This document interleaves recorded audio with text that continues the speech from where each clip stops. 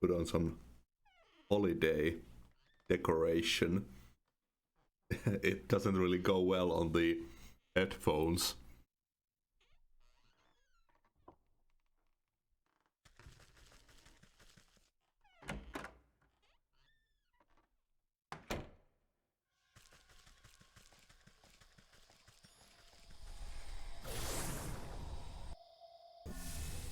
I'm thinking we can do the Drake thing with the leech first.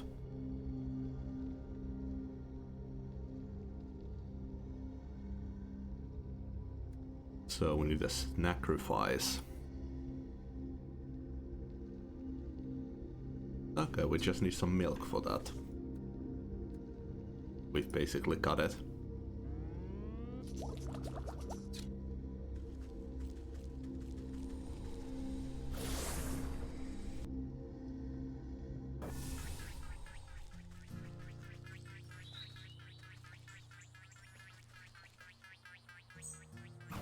Oh, wrong button.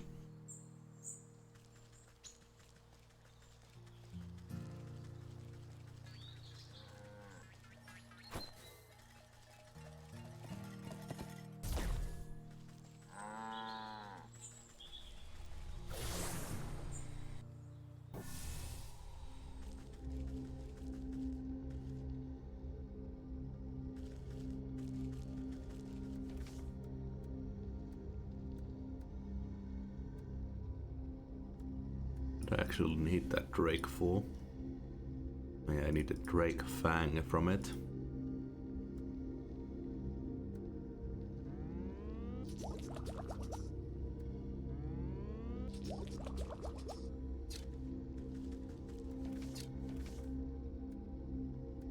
That's useful for something else too. No, just for Drakes.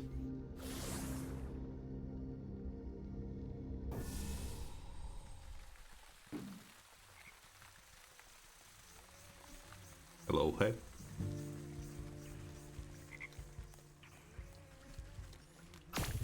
Yeah. Dressing festively. Playing witch games.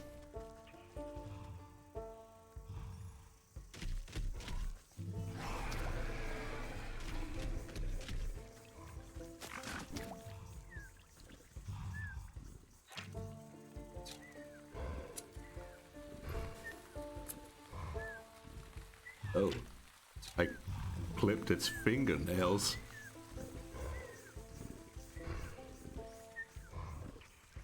I feel like I got a second one.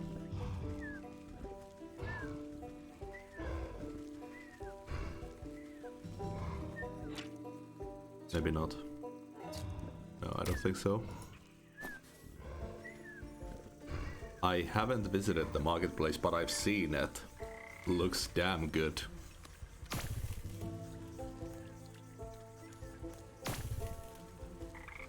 Should go grab a few pictures of it actually.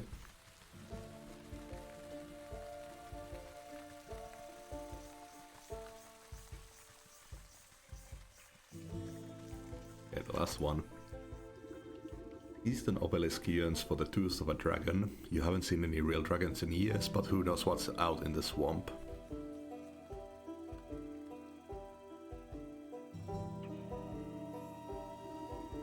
You drop the sharp reptilian fang into the stone basin with a heavy clunk.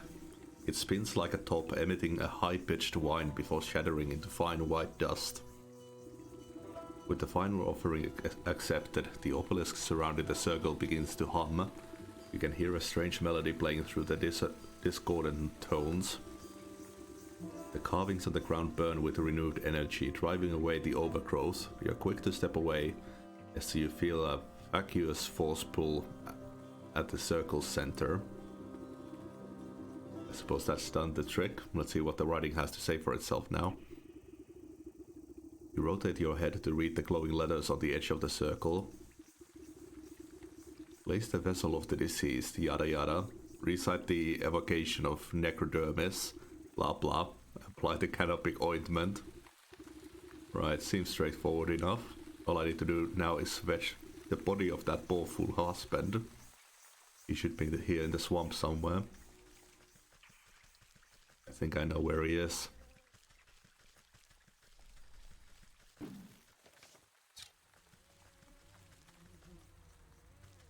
Must be one of these. This must be where the nurse has been dumping the surplus of corpses. I'll need to take a closer look at each one to find the right fellow.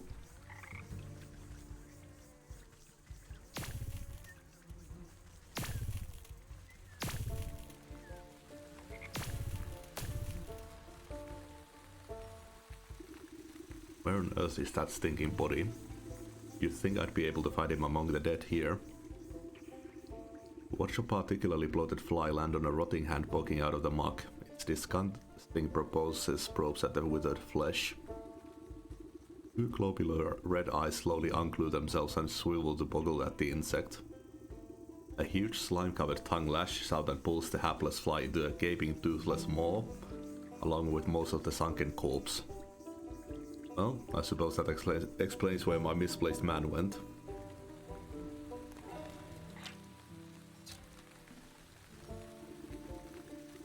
Can it be? Has a lovely young morsel wandered its way into my palace? You call this filthy bog a palace? He throws his head back, shaking the swamp with burbling laughter. Smaller frogs and newts scurry out of the way to avoid being crushed by his enormous bulk. Ah ha ha, wouldn't you?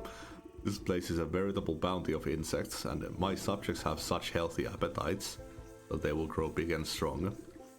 I'd eat you too, but that head of yours looks much too hard. I prefer my food to be nice and tender. Look, you wouldn't perchance have seen an old man pass through here, have you? About yay high, full beard, deadish. The frog taps his finger against the lock, grinning an impossibly large grin. Oh yes, I do believe I've seen the chap. He had such a delectable aroma, and fall of the bone ribs. But I'm sorry to say that once something goes down the hatch, it never sees the light of day again. We'll see about that. I'm sure I can come up with some just desserts for you. The frog rolls his eyes around as if daring you to try something. Oh, the digestive tablets.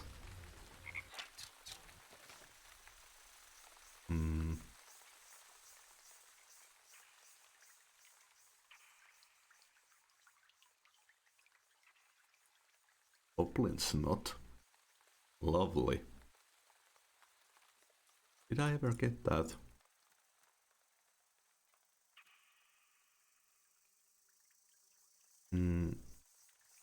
Oh yeah, I needed these, I think. I didn't get the third mirror shard that's surrounded by goblins, I don't think.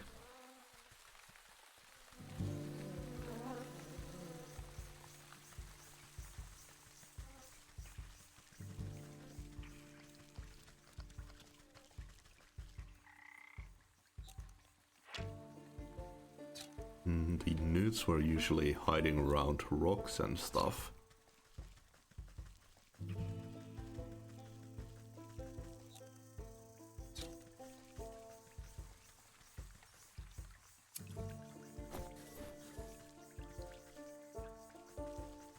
Yeah, they've really dressed the marketplace up. It's really nice. I definitely should visit. I've seen pictures of it, but I haven't been there yet.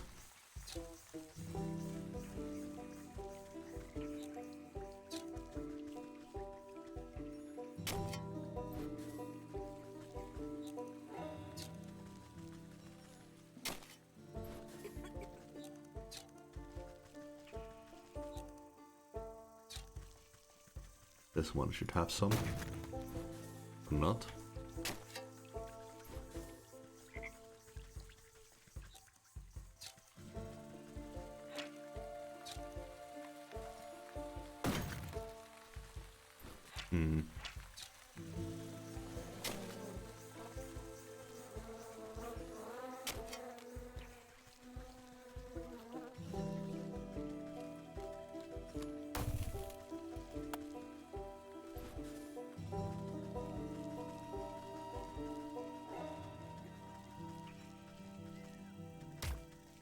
Yeah, get some while you can.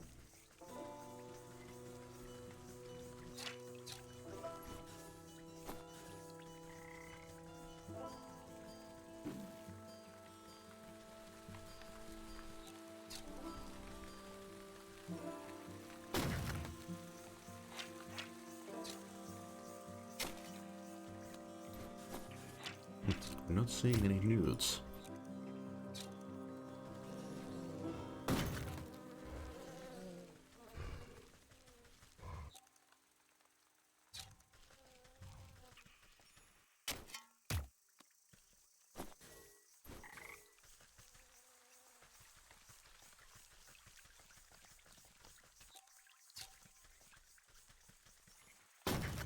Oh, there's one. Okay, so the bait's sick still.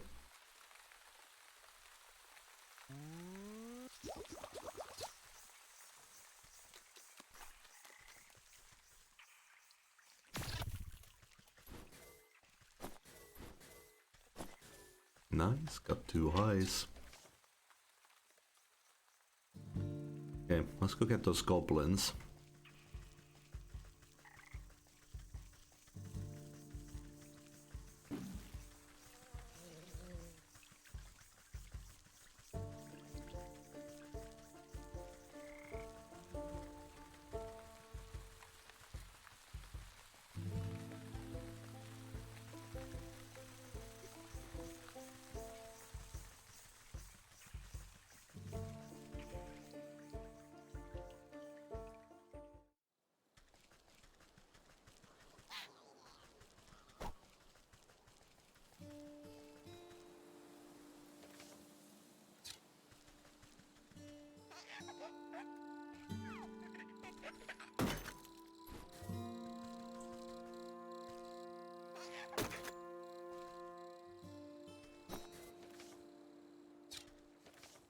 Oh no, I did destroy all of them.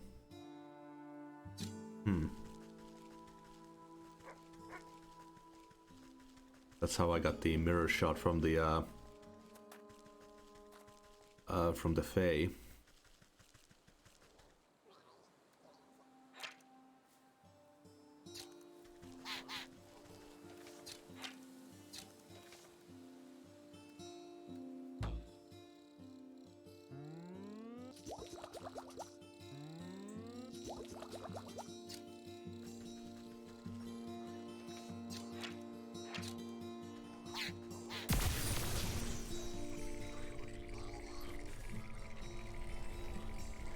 Oh, okay, they drop them automatically. There we go. Bunch of goblins, not.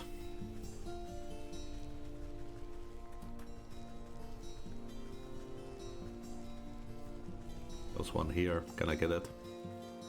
Not quite.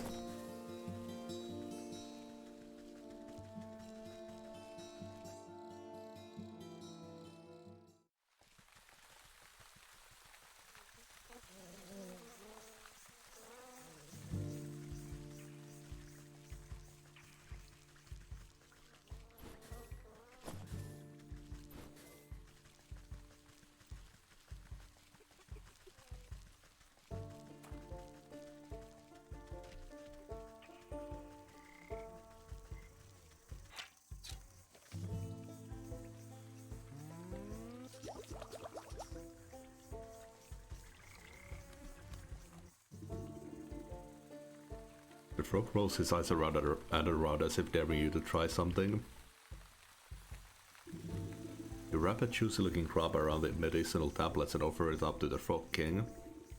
Your Majesty, I really must find the whereabouts of that gentleman. Perhaps this small tribute will persuade you to loosen your tongue.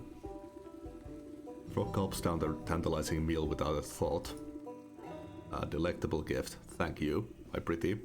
Now, I already told you where. His nostrils flare up for a moment, then he sneezes, then his specks of wet mucus flying. The frog's throat suddenly expands, filling with gas. The belch that erupts from its lips resonates so loudly that the entire swamp ceases its buzzing.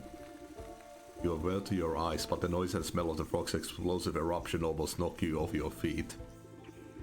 Great Glyndus goes, what a stench.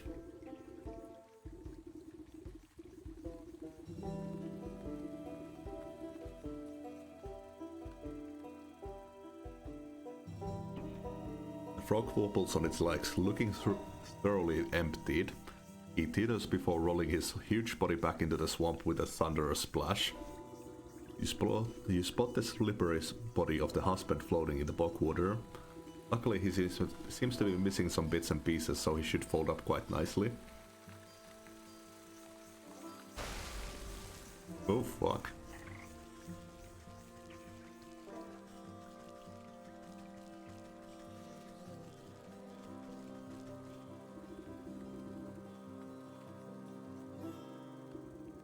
With considerable effort you unfold the husband's decaying body from your satchel and slap it down the middle of the circle.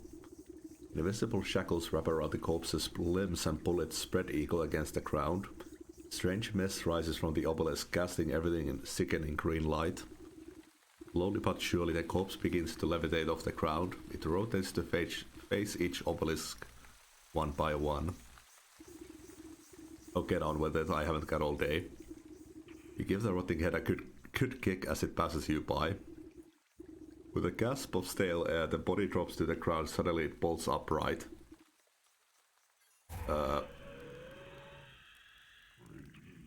Great.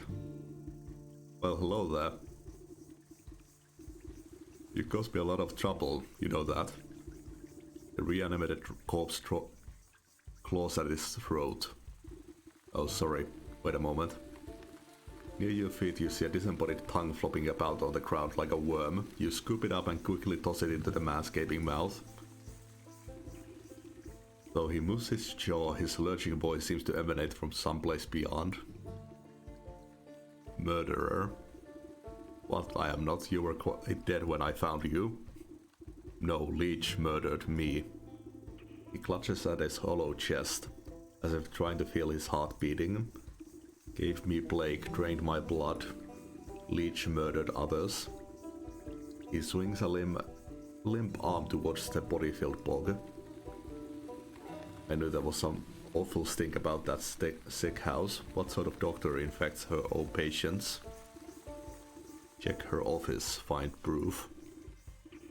Don't you worry, I'll make sure that parasite gets what's coming to her. Or you should head back home, your wife is worried half to death about you. He turns and looks longingly over his shoulder. You can hear his vertebrae popping. Ugh. Yes, I late. As he shambles into the choking mist, he gives you a crooked nod of thanks.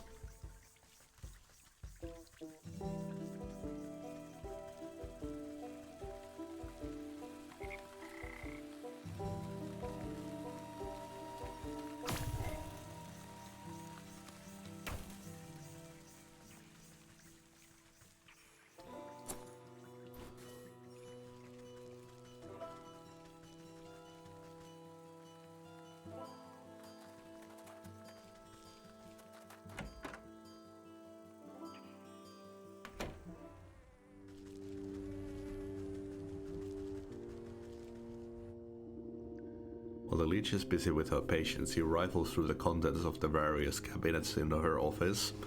Mostly dried herbs and potions, nothing seems out of the ordinary. That is until you notice a suspicious-looking bookcase set against the wall. The books are all fake, just chopped down spines glued to a solid plank. Your fingers race across the medical titles and quickly find a loose volume.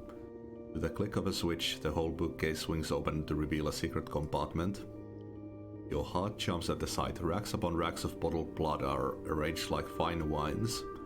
Each vessel meticulously catalogues the name, description, and age of its source. Looks like that thirsty slug's been sapping the living for years.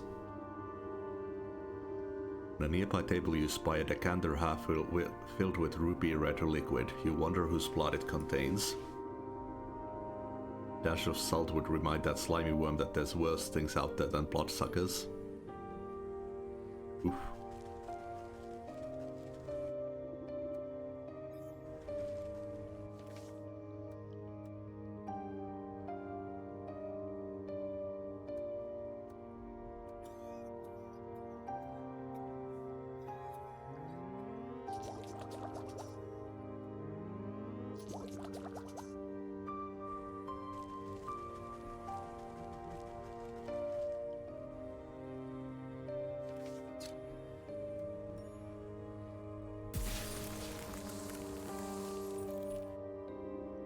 You sprinkle a generous amount of embalming salts collected from the graves of the leech's victims into the decanter. As the salt dissolves into the bloody cocktail, you hear the telltale squelching of the good doctor's approach. What are you doing? Can't you see that this is my private office? I already help you enough. So there's no reason you ought to be here. He hastily shuffles you out of the room. Now get out, this place is only for the sick. You're certainly right about that. You walk just out of sight before doubling back. You hide behind a withered get-well bouquet. You peer at the vexed leech as she slithers around her office, checking every cabinet and locker for tampering. She mutters something expletive about nosy old women. Satisfied, she sighs with relief and reaches to pour herself a glass from the tainted decanter. That addition of black fever adds a certain nutty quality. Maybe it will pair well with an infusion of peat moss parsley in the next batch.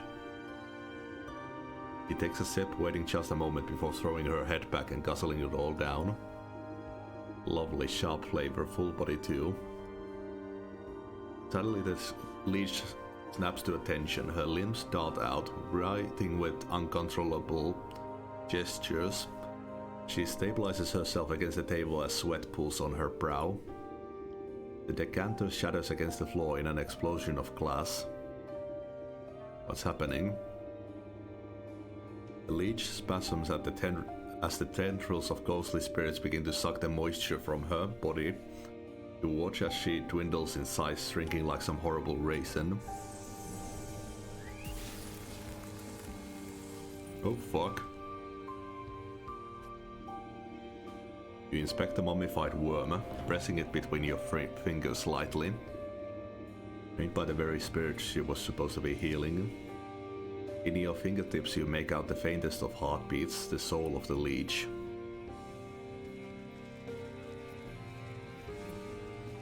Okay, that's our first soul.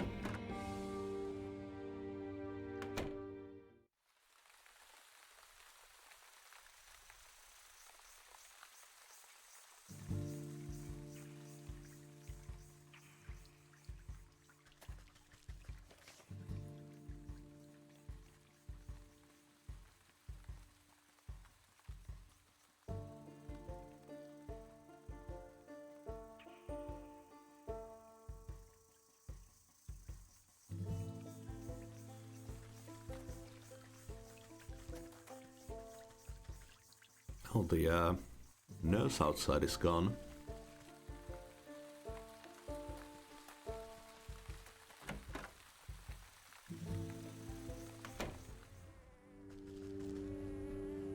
I don't believe it. This was happening right under my nose the whole time.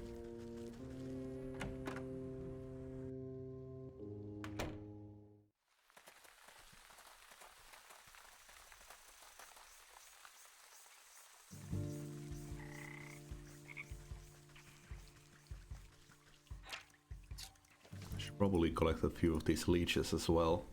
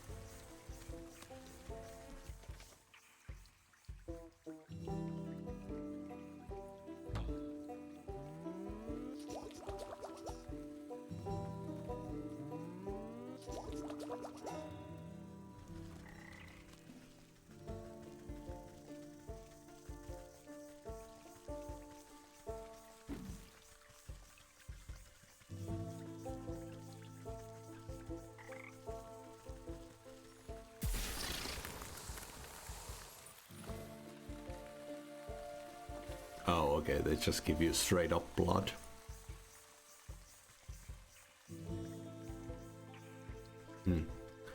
Unlike the mosquito things that give you the beak thingy, proboscis or whatever.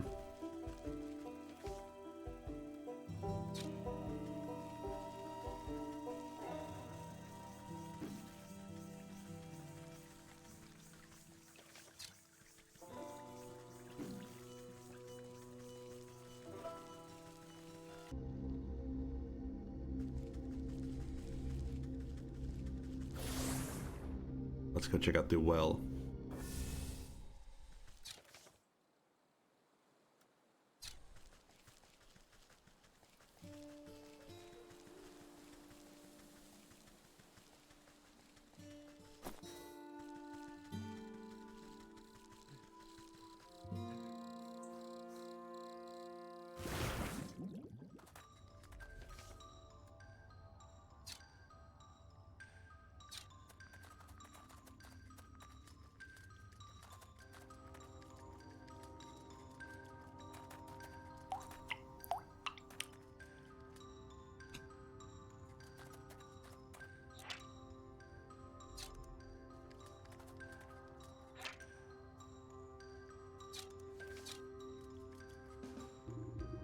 You hike up the hem of your skirt from the ankle-deep well water and duck down to inspect the small damp cave. Pale shape quickly retreats farther into the dark space. You hear the labored breath of some pathetic thing, frightened and alone. Oh there, don't worry, I won't hurt you. Bloodshot eyes blink nervously up at you. Fuck, so hard to keep this thing on the headset.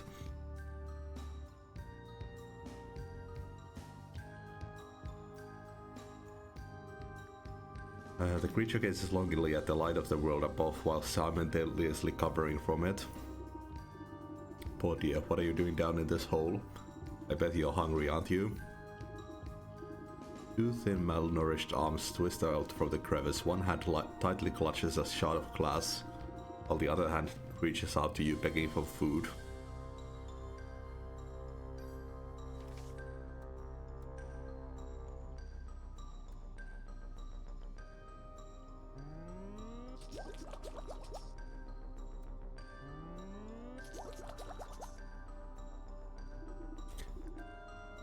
Creature uncurls his bony fingers for your offerings. The creature snatches up the meat so quickly that you nearly lose a finger. It scurries back into its little crevice and you hear a satisfied munching from within. Mirror shot lays abandoned in its silt. That's actually the final shot.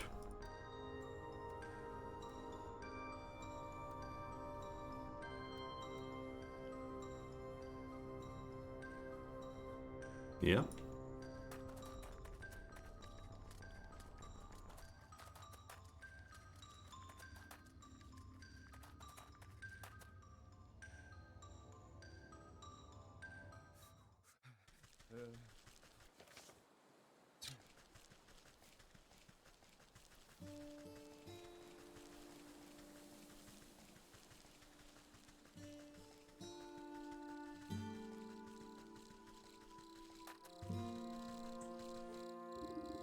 Have you found any of the mirror shots? I wonder where they could be. She holds out the cracked frame of her silver mirror. You gingerly hand over the broken glass shards to the maiden. She's careful not to cut herself on the razor-sharp edges as she slots them into the mirror frame. Pieces click into place perfectly, and the surface of the mirror ripples like the water on a lake. The ripples calm, settling into the form of a pristine crystal mirror. He gazes into the mirror with awe. Look, it's as good as new.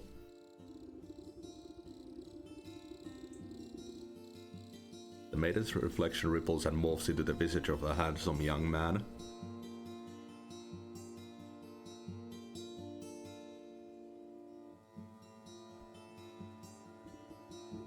My love, is that you? Overcome with joy, a fresh stream of tears rolls down her cheeks.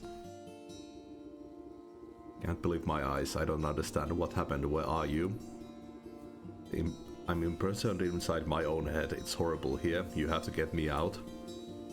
You went to the snake, didn't you? Why would you do something so stupid?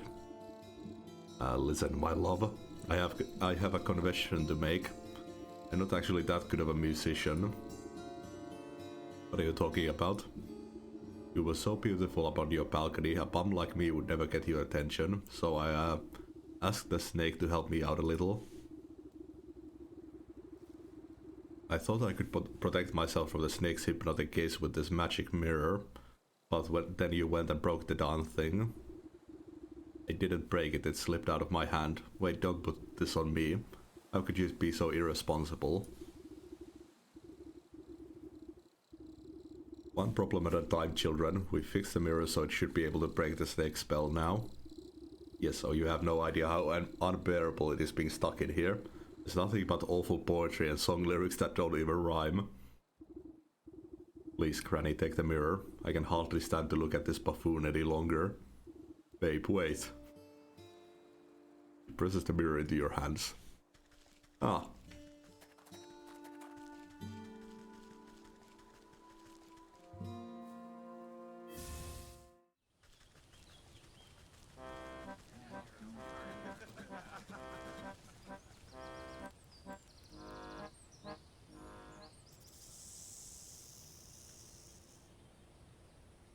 Back again, take a seat and let me gaze into your eyes.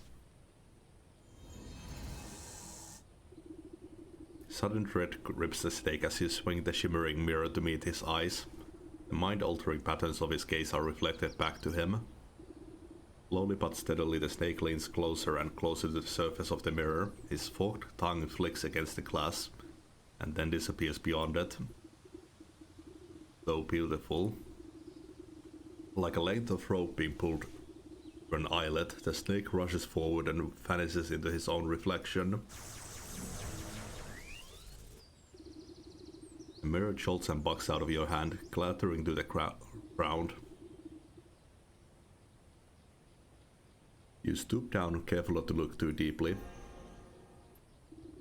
Hidden in the reflection of the mirror's surface, you can faintly make out a tiny wriggling shape, up just beyond the veil of this world. The soul of the snake.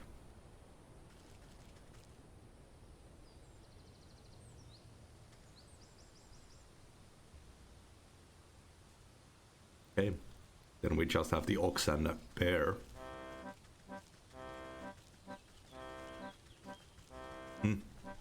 But my throat isn't good.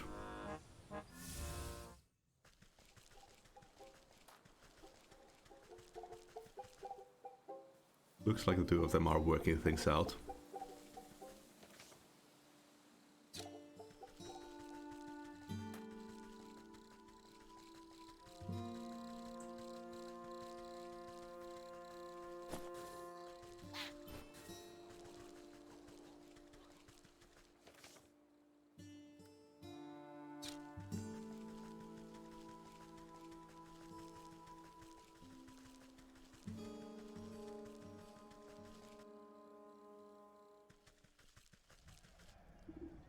Hey, where do you think you're going?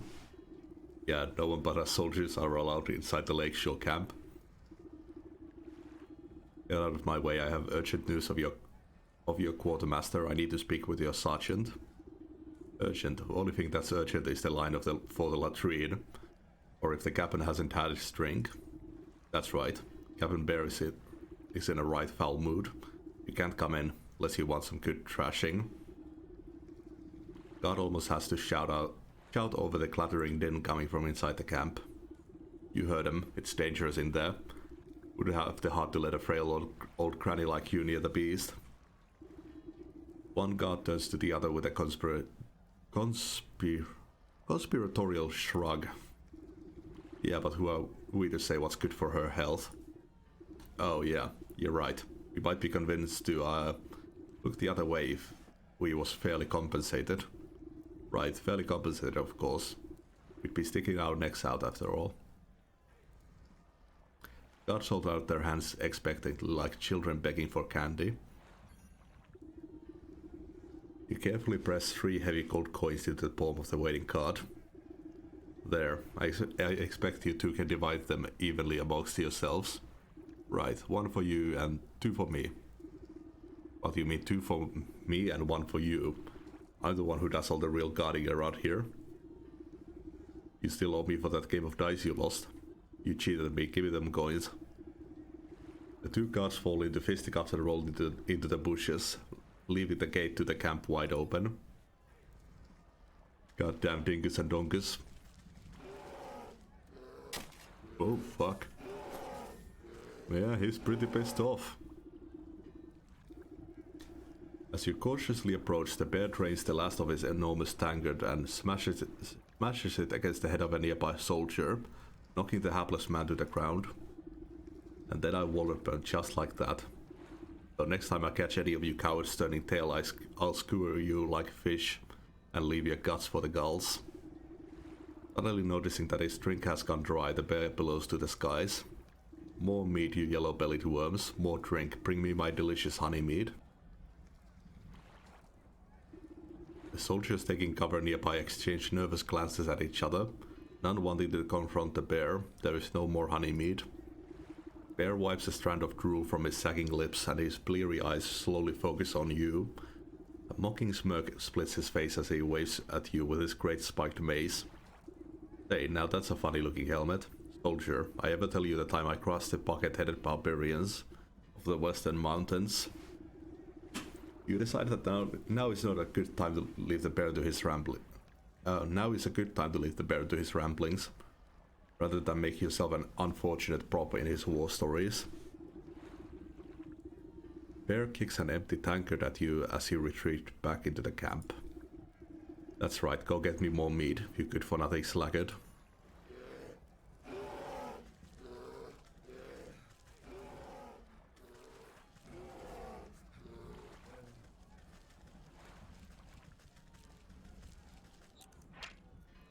Doing his job, but doesn't seem all that happy about it.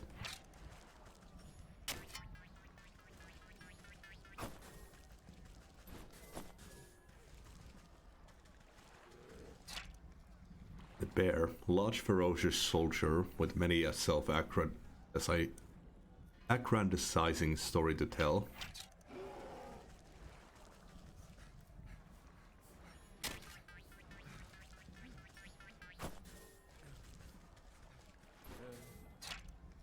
Did they get food poisoning or did the bear swat them over here? Either way, out cold.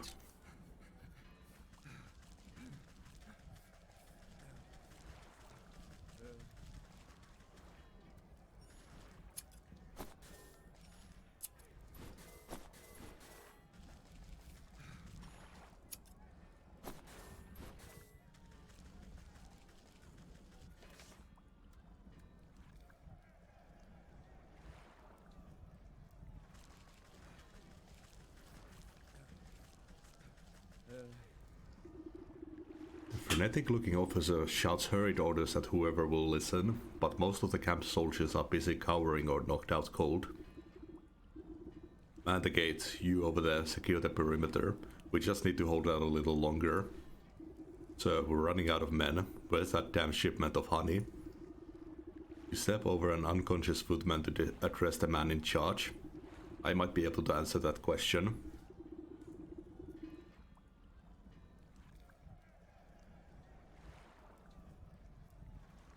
Who let this old bat into the camp? I found your quartermaster. He's having a bit of a car trouble on the road. I'm afraid your shipment isn't going to get here anytime soon. Fuck. What? Oh, curse my rusty britches. Without that honey and other supplies, we can't make the honey mead. Bear's gonna flatten the whole camp when he finds out. Camp looks half flattened already. What's all this ruckus about? Well, the bear is the greatest warrior there ever was, which is grand and all when we're fighting the enemy. But once we set up camp, he likes to use us poor sods as playthings to reenact his conquests. And the only thing the bear loves as much as fighting is drinking. Guzzles up so much honey mead, we have to brew it right here at the camp just to keep up. He points to a squat-looking device tucked near some tents, a portable brewery. Without that shipment of ingredients, I don't see how we can ever calm the bear down. He'll smash us all into paste before the sun sets. Let me take a look at this brewery of yours. If the bear is in so love with brawling and boozing, then perhaps it's about time he received a dose of his own medicine.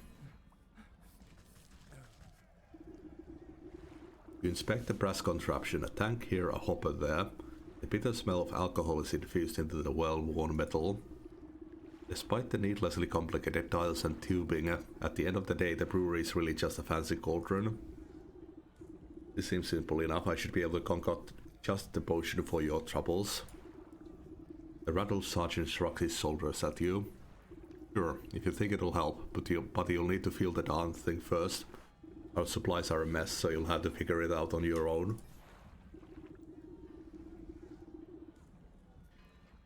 You open the brewery to inspect its complicated inners. You snap kindling into pieces and scatter it into the pot. Fuck's sake.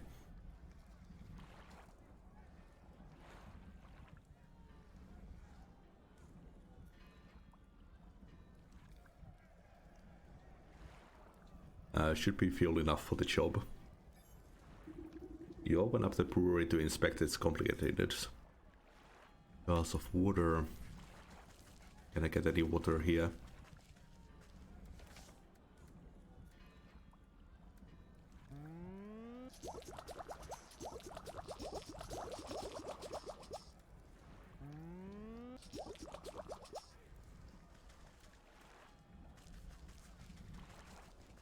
No, I think it has to be a dripping source.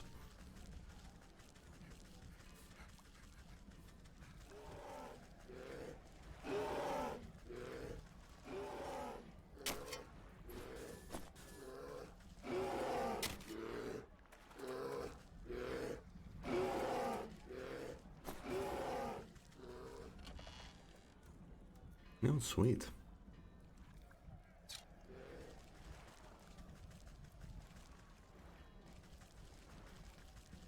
Oh yeah, grab 2 for the cabbage as well.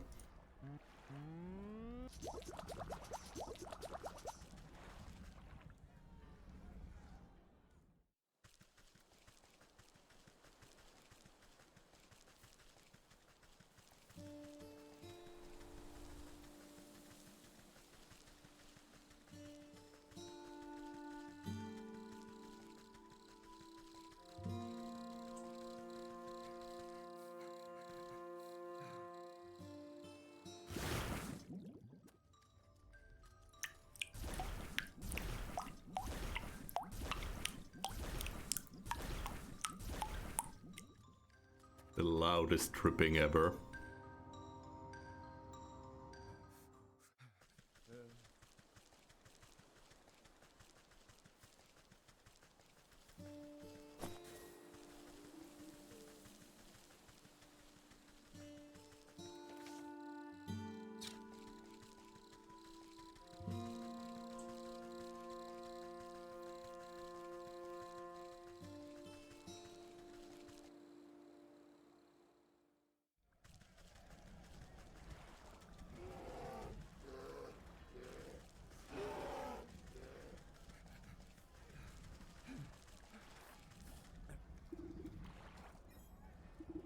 You schloss cool, clear water into the brewery's main tank. Not the best place for potion brewing, but you want to preserve the honey mead flavor.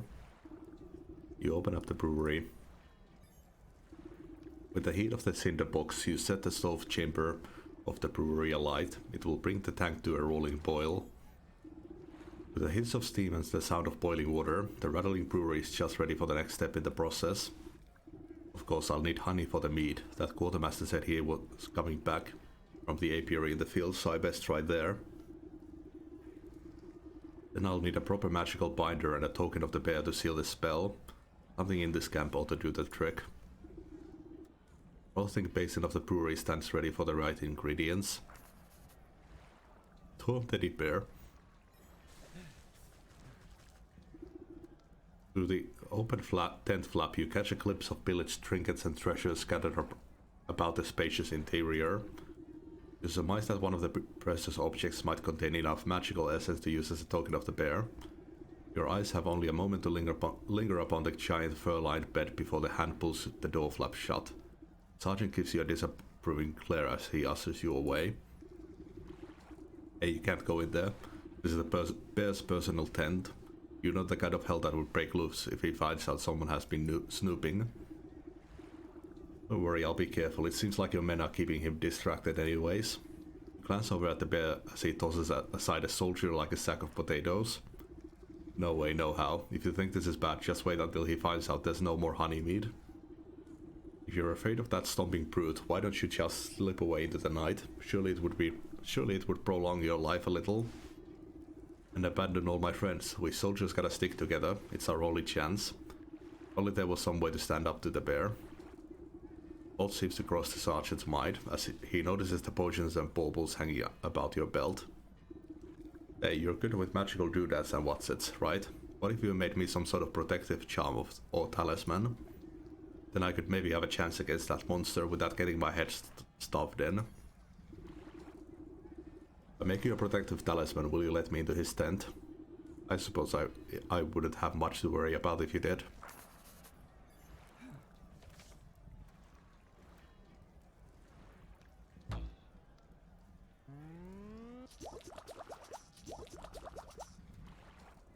Projects a magical shield around the bearer, protecting them from harm.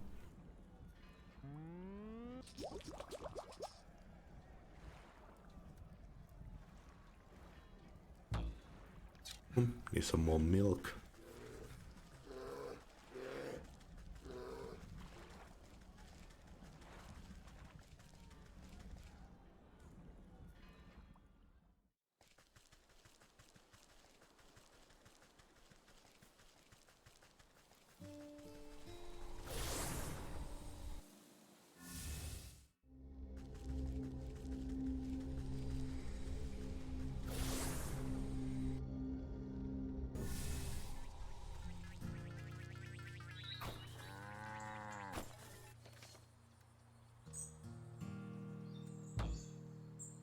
No. Some embers. Should be some somewhere here. Or not. I will grab a few of these eggs.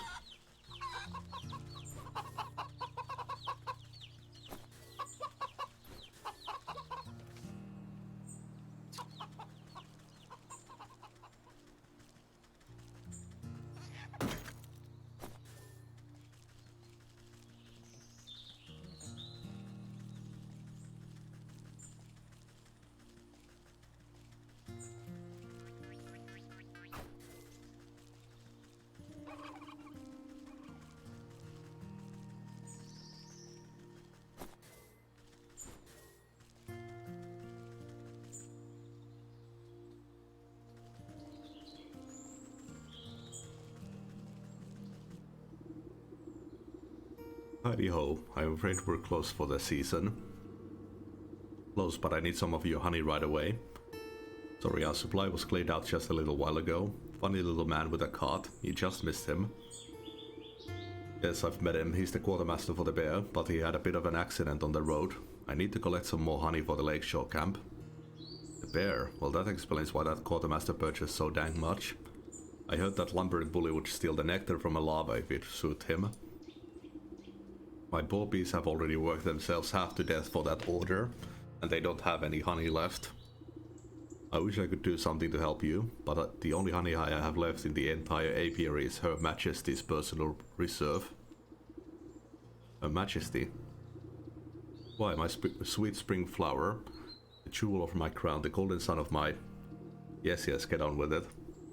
My beloved queen, she's as lovely as she is wise and resides over her flowered kingdom. A shrill voice pierces the meadow and sends chills down your spine. Slave, where is my dinner? I order you to bring me the finest sunflowers. Right away, my love. And make it pretty this time. I don't want another one of your dandelion bouquets like some common wasp. Man, never have I seen a beekeeper simping for a bee. Yes, my sweet. I think I'd had better have an audience with this queen myself.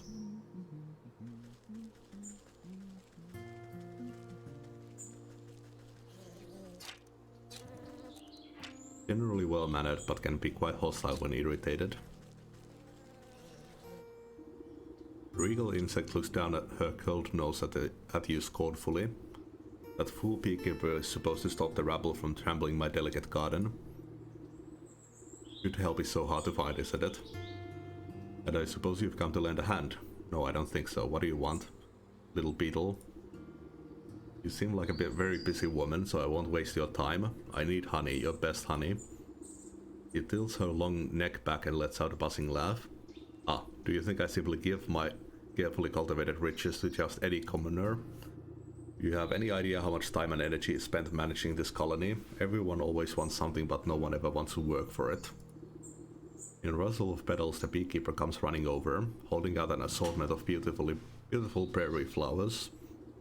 My darling sweetheart, I offer you the finest meadow flowers. I hope you find these to your liking. This marigold, you wax-sprayed fool. You know I despise stuff. How many times must I repeat myself? Get out of my sight, all of you. My love, I have wronged you. Let me try again. You follow the beekeeper a short distance away while he busies himself picking more flowers. She seems to be in a foul mood. Does she always treat you like this?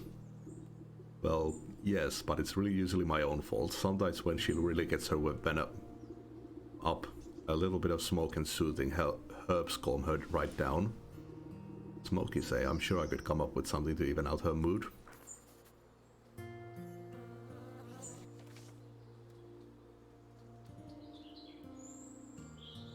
Hopefully you don't mix the two pots together, or there's no tell what will change.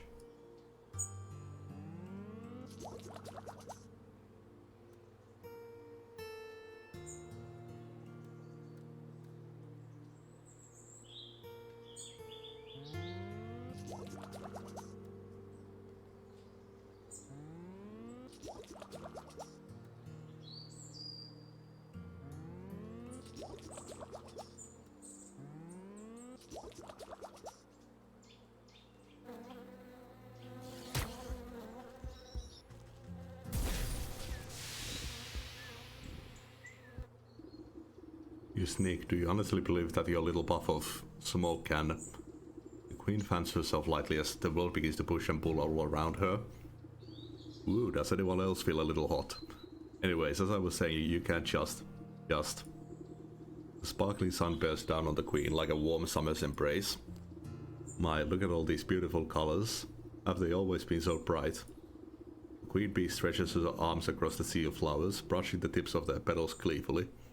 She is high as fuck. She arcs her limbs through the myriad of colors swirling about her head. It's gorgeous. Oh, and what's that delicious smell? Directly into the waxen walls of her hive, the queen pulls out a golden honeycomb. He proceeds to messily stuff the honey into her face. Delectable. Oh, it's so good. You simply have to try some, my dear. I've never tasted anything so delicious in my life. He offers up a sticky handful to you. Well, thank you, my queen. The queen holds out a shimmering honeycomb to you.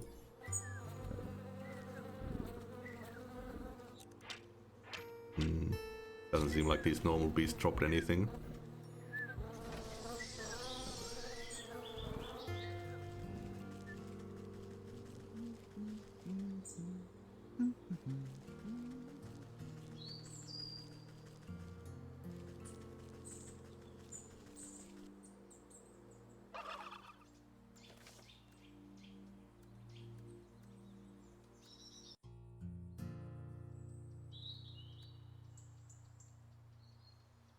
Yeah, I needed some milk. Was there a campfire here?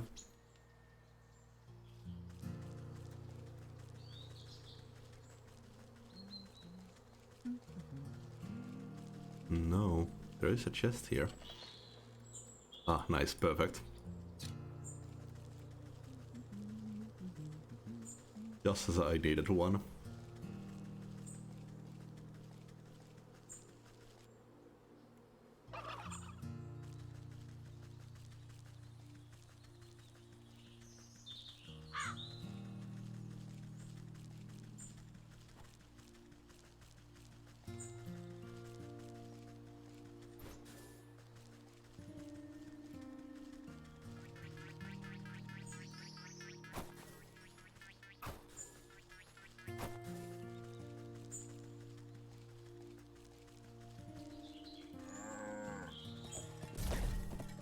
Okay, now just gotta find some embers. Maybe the bandit camp has some.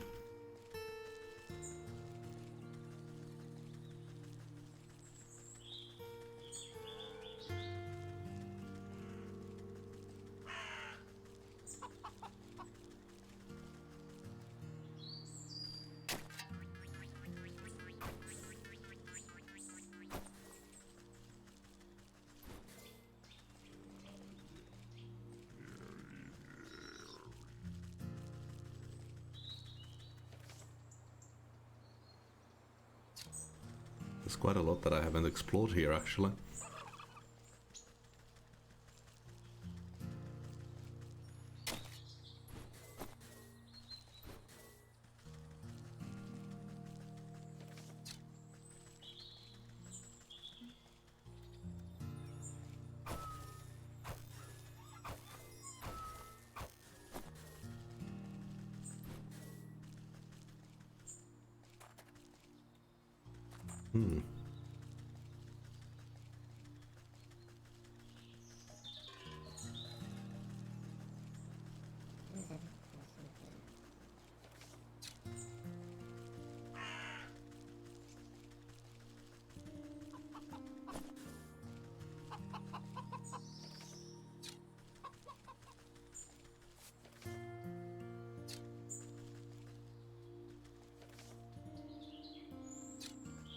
Okay.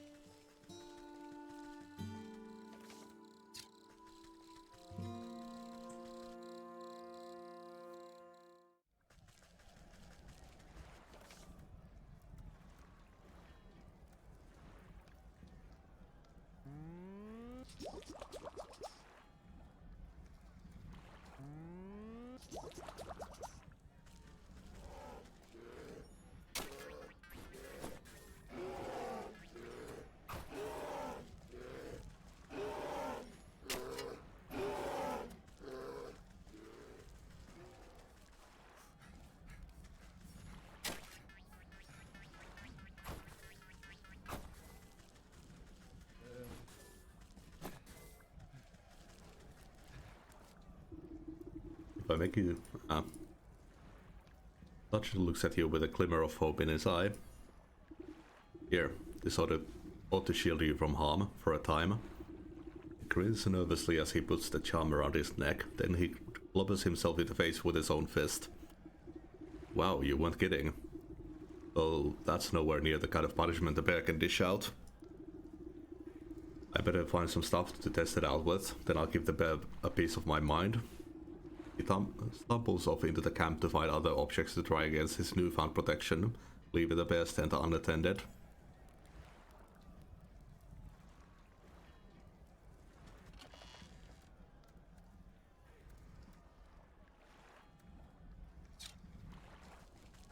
A trifle surely this will do.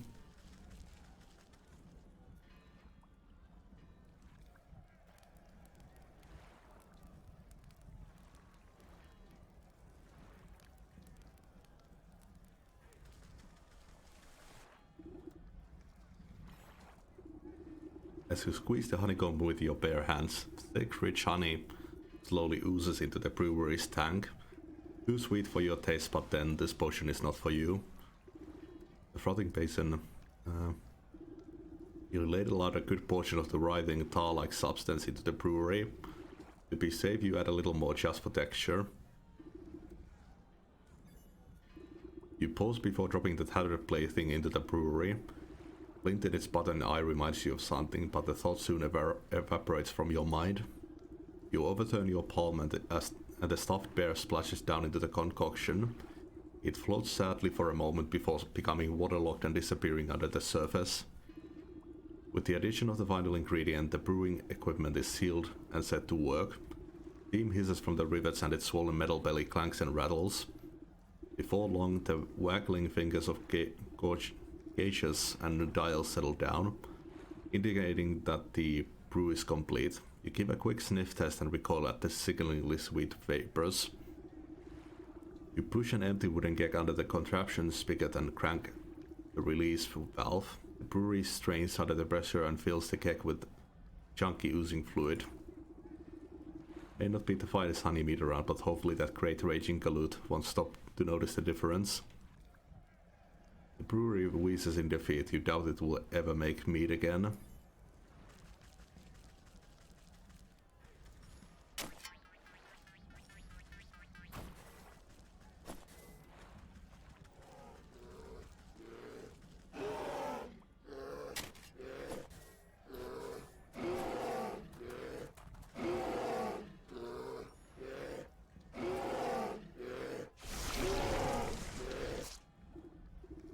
Ah, Captain, I've brought you more honey mead.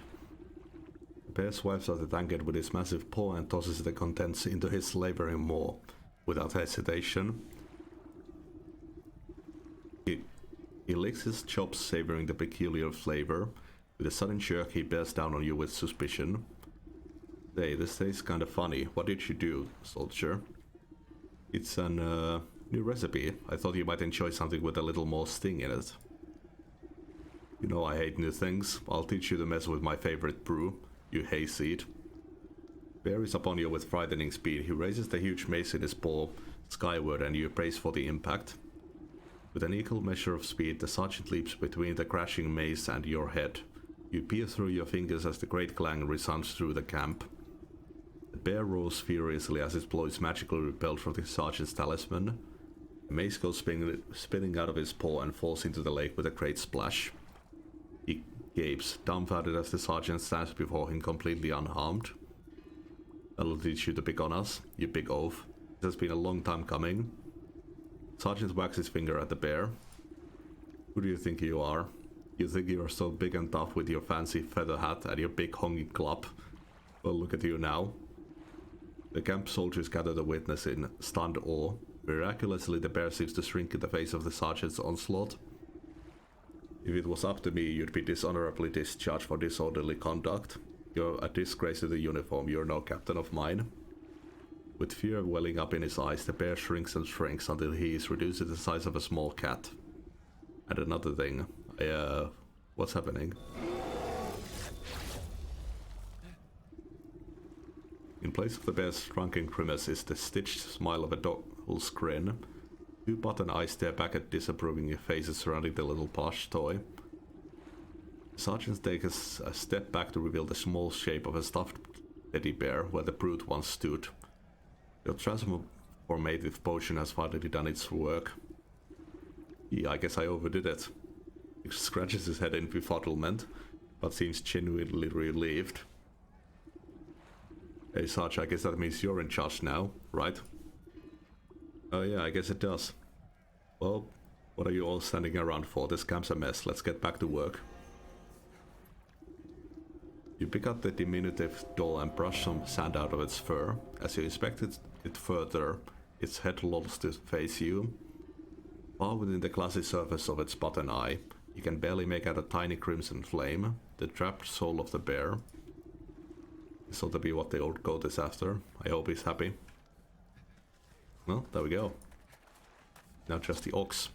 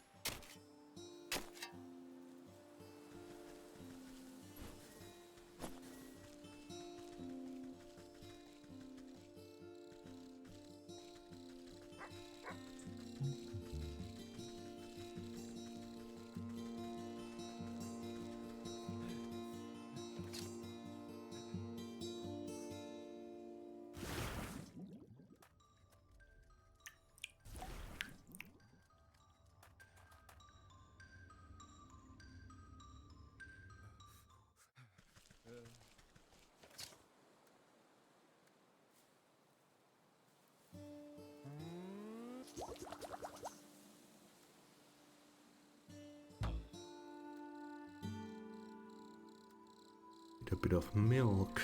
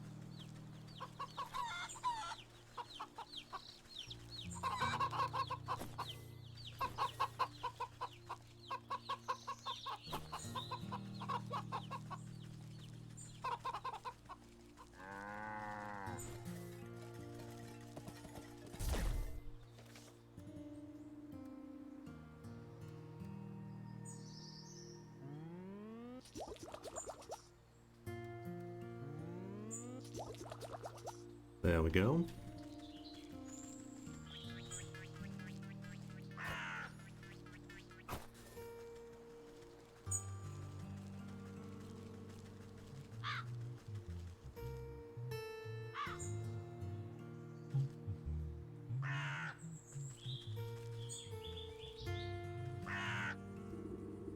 Look down at the fattest little cabbage you've ever seen, but if it gets your hands on that watering can, it could stand to be a little fatter. You pop over the cork of the potion and sprinkle the bright liquid onto the cabbage's roots. Rust into fine powder or gizzard stone lends potent nutrients to the soil. You spritz the cabbage with fresh, clear water while uttering a simple horticultural charm. The water beats like dewdrops before the leaves drink them up and brighten in color. Budding plant changes into a bright purple, then blue, then yellow. It suddenly goes rigid and shrinks to the size of a marble. Farmer gasps in horror as his precious baby disappears back into the earth. He turns to you, shoulder stiff and pitchfork in hand. Takes one step in your direction but stops abruptly when a tremor shakes the ground. You look to your feet and watch deep cracks split the earth. Hold on to your hat, this one's gonna be big. You hear a booming giggle echo from deep in the ground.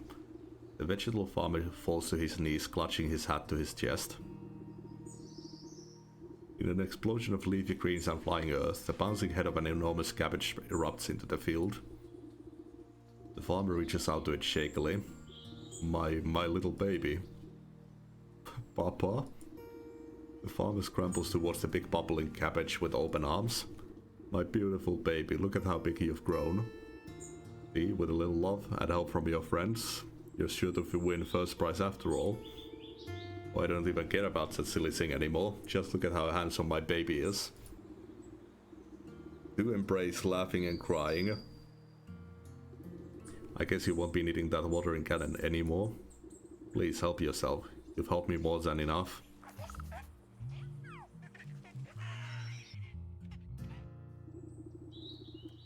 It will take some work to break through the Scarecrow's magical boon, but you're confident in your mastery of poisons.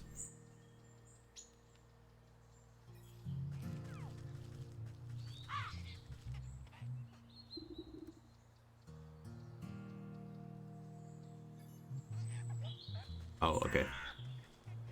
I gotta make them in this.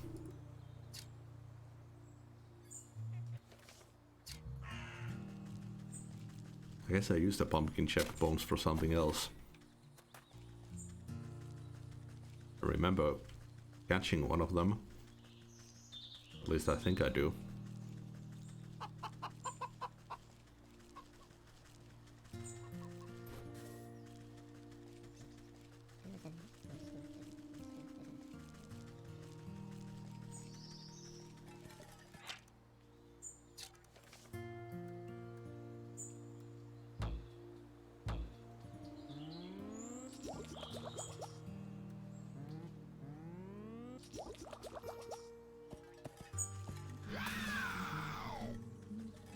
Try to aggro as many as I can.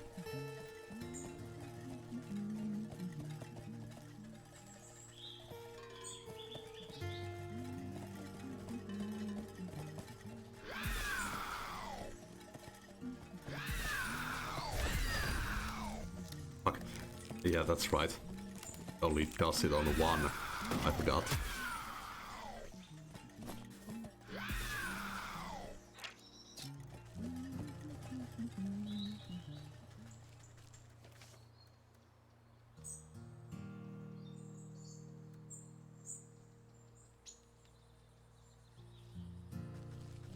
Okay, there should be a source of water in the fields, it looks like.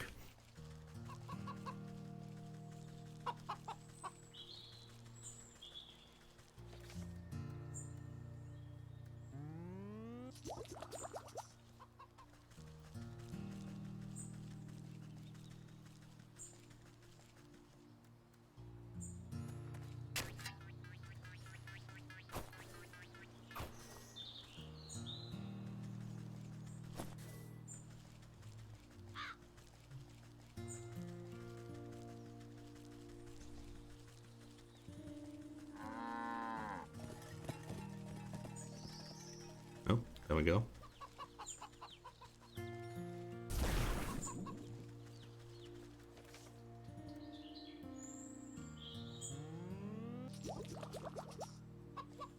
And a potion of blight.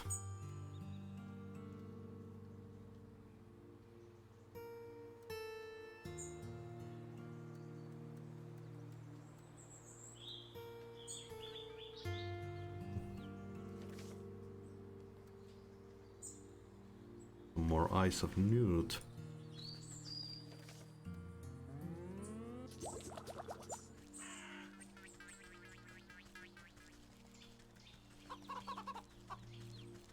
You'll get those.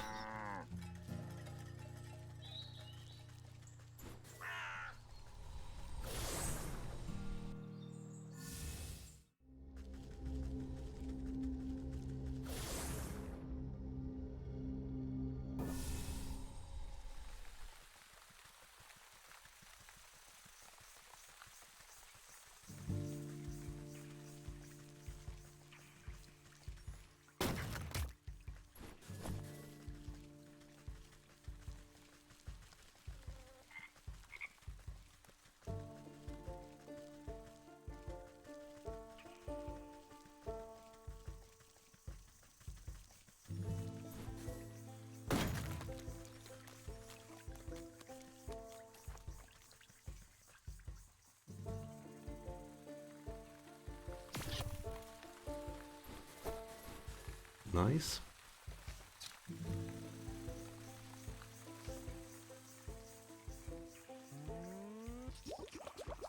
Okay, we have all pods.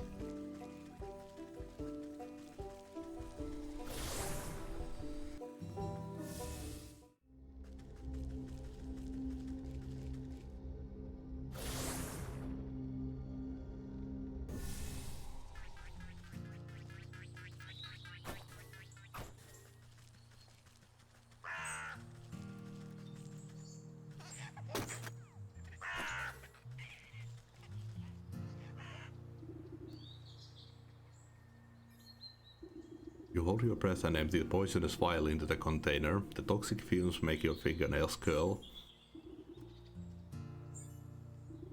A good amount of word water will dilute the poison to keep it from eating straight through the metal can. You crush up the impish bone into fine powder. This potent fertilizer will help spread the blight. You find a hefty stick to mix all the ingredients together inside the watering can. You know your work is done when the stick dissolves into mush in your hands. The watering can is ready.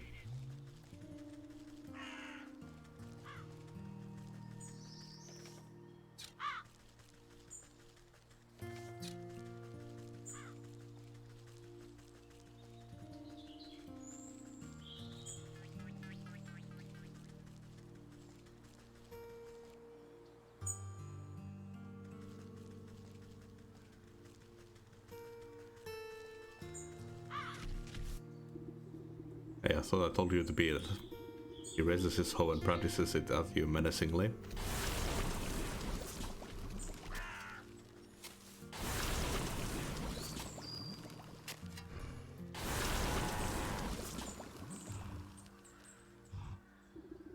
You watch the signet spreading up the stalks to the very tips of the tallest leaves.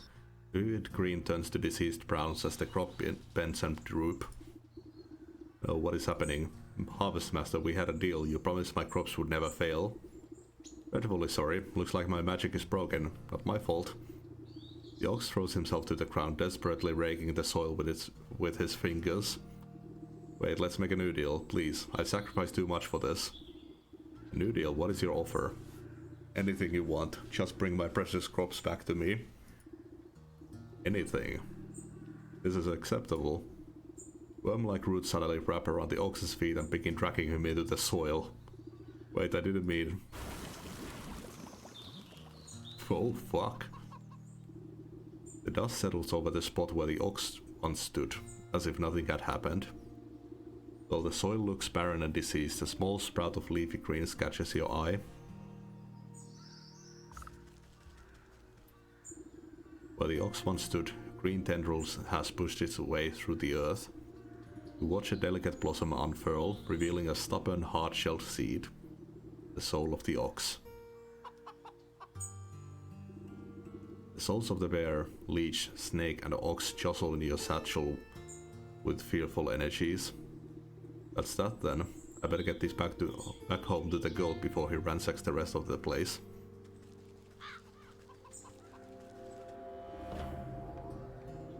Standing at the front gate, the ox's missing wife and son blink in confusion as if they had just burst forth from the earth itself. Ma, what happened? Ah, welcome back. I suppose you don't remember much? He really did it, didn't he? That stupid festival prize was worth more to him than us. Where is he? Where is my husband? Don't fret, I've already set things straight. He won't be troubling you again. And you've got this nice fertile farm all to yourself now.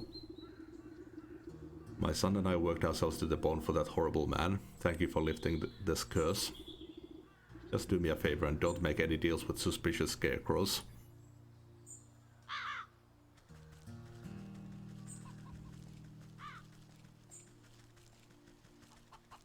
Can I talk to him?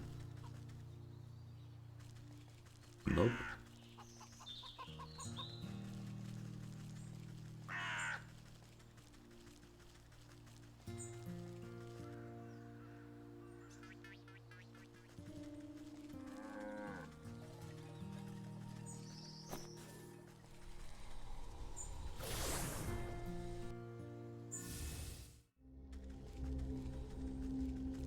Yeah, so 4 portals.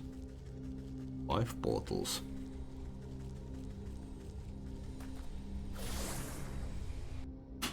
And it was 12 souls, right, that we need.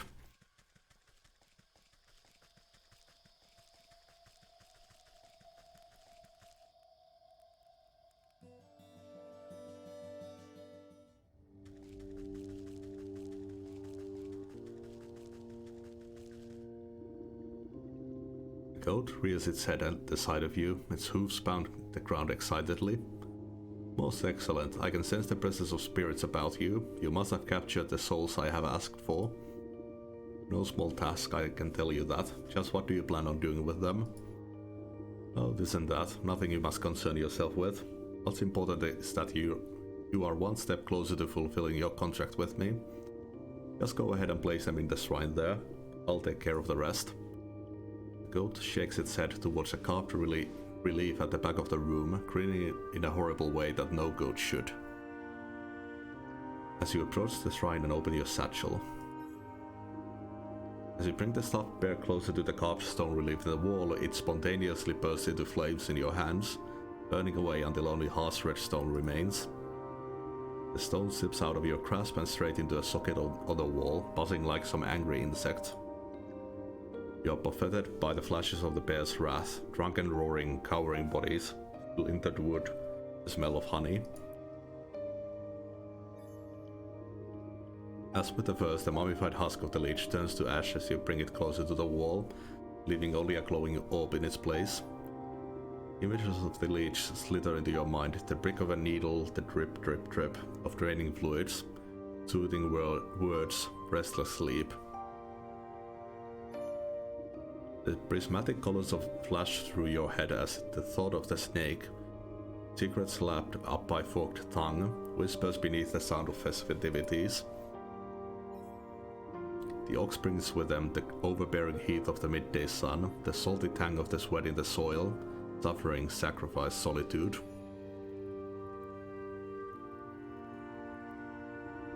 You step away from the shrine and its smoldering stones. Your burden suddenly feels much lighter. Beside you the sleeping maiden stirs in her slumber but does not wake. Now then, you've had a very long day, why don't you get some rest? Tomorrow we shall pick up bright and early. Yes, I am quite tired.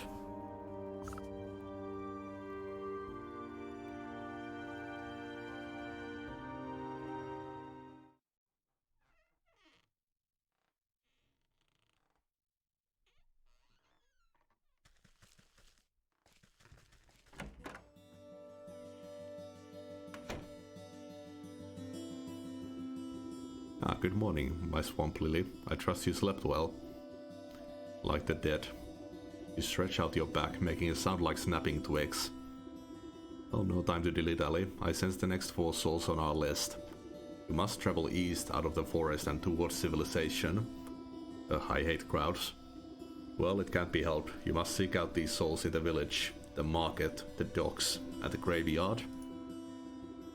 The graveyard might at least be refried from chattering townsfolk. Alright, goat, I'll bring you your souls. You seem much more reasonable today. Have a change of heart, perchance. If these next 4 are not anything like the last, they'll get what's coming to them. I'm glad we have reached an understanding. The cat in the market, the rat in the graveyard, the fish in the docks, and the ram in the village.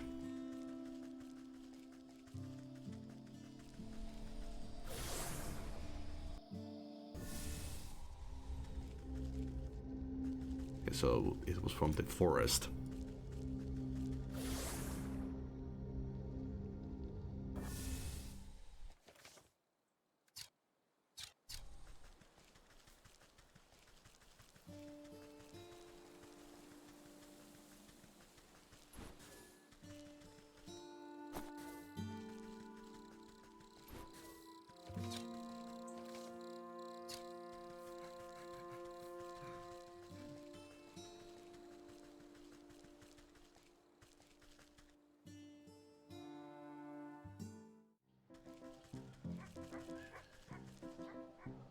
My trouble will bring about this warren. There is a long tail on that rat. Common rodent, the pigeon of the earth. They've got thieves here too. Oh, a mimic. Nothing suspicious about this chest whatsoever.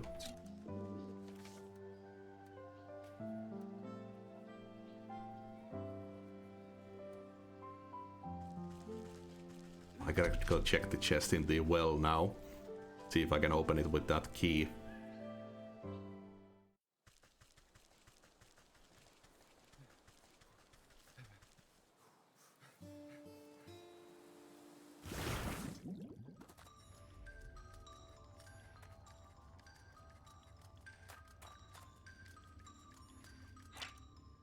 Yep.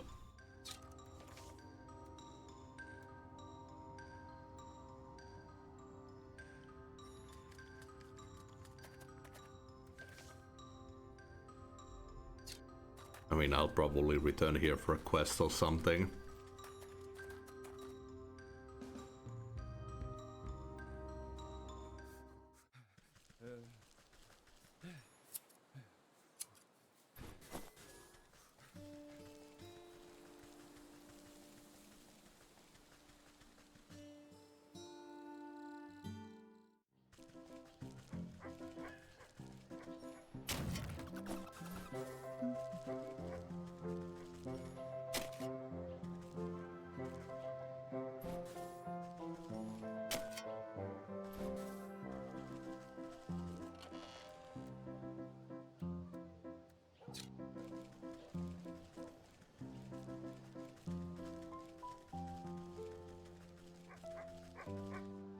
What the hell's happened here?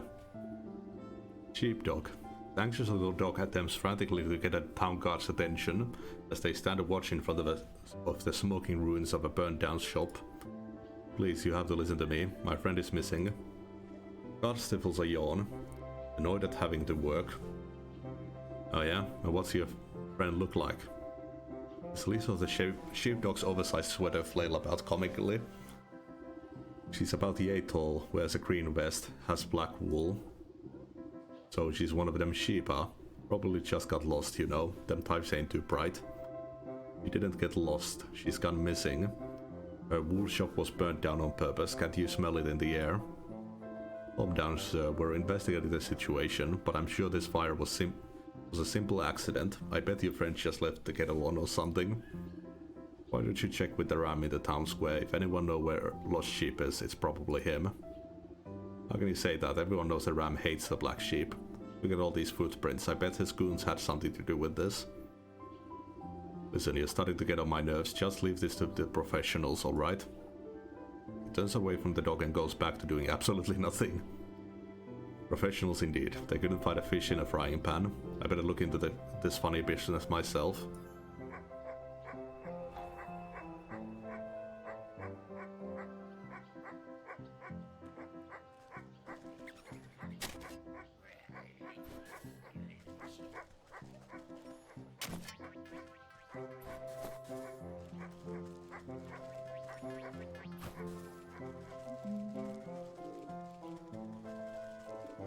This cat deserves a treat.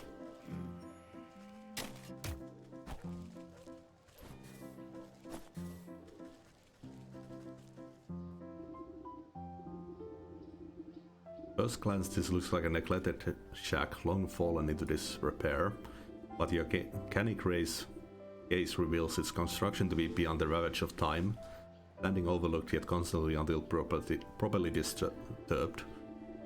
Running your nail along the crane of one of the nailed-up boards proves to be just the disruption it was waiting for. Okay, we got the village shortcut now. Oh, we got that gargoyle.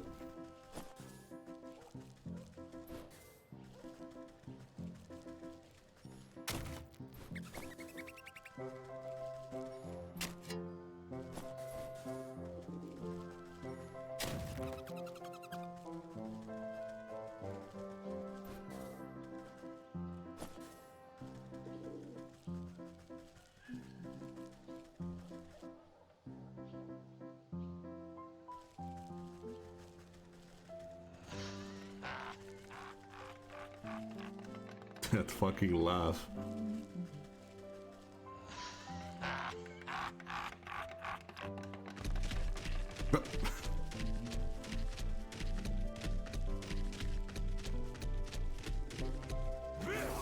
That is certainly something.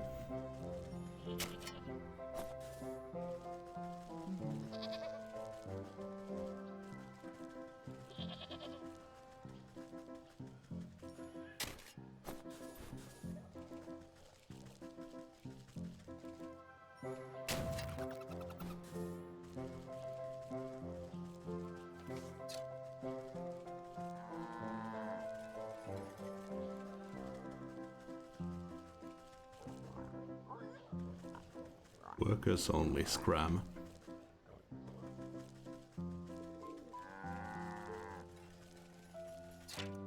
Oh, it's an elf. Tiniest of people, said to be capable of even greater feats of smallness.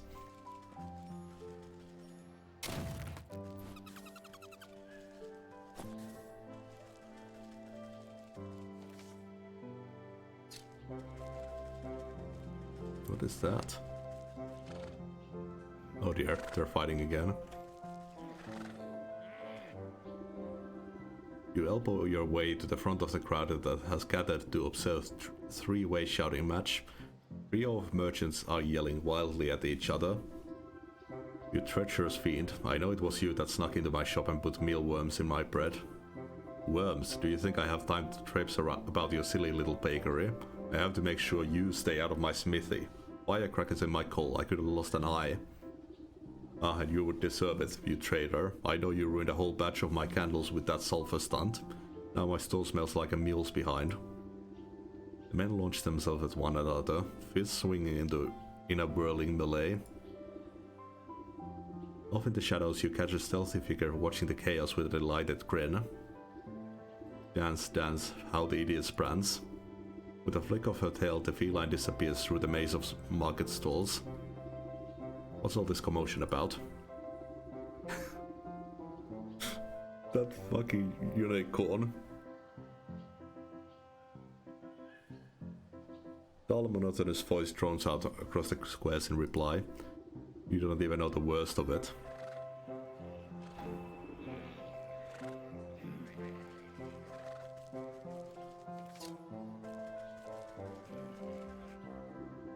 It's to a post. This tragic creature raises its tear-filled eyes at you. Despite its depressing appearance, you find yourself somehow feeling lighter. What on earth is a rainbow spirit doing in the midst of a market brawl? I thought your kind thrived on love and sunshine, and all that kind of sappy drivel.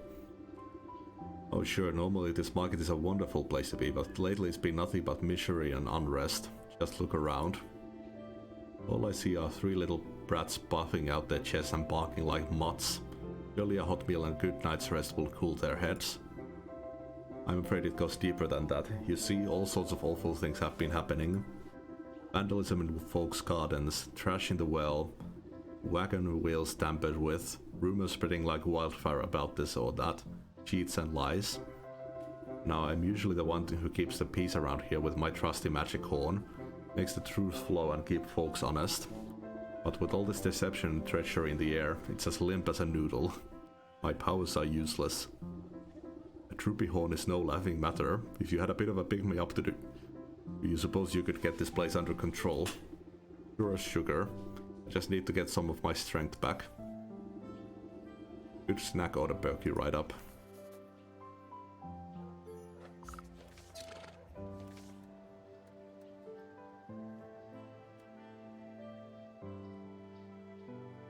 Oh, I put the glitter bomb in there. Well, finally found a use for that extra one that I made.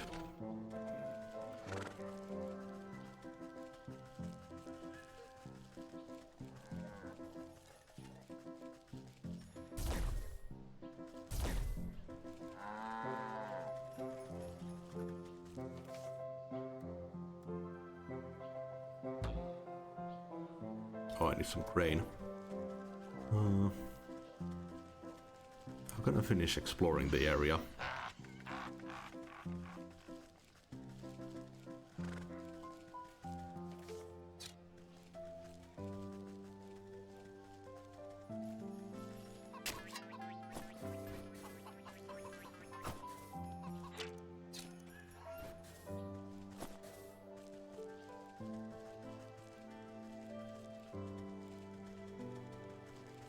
The docks.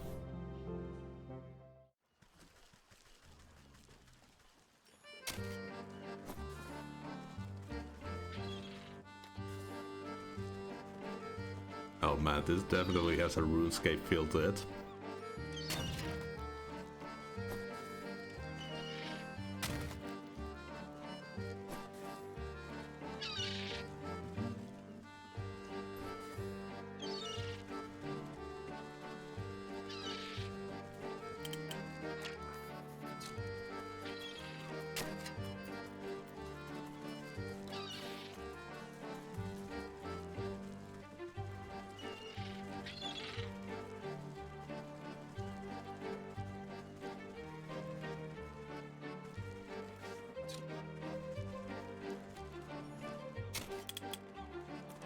There's some weird looking fish here.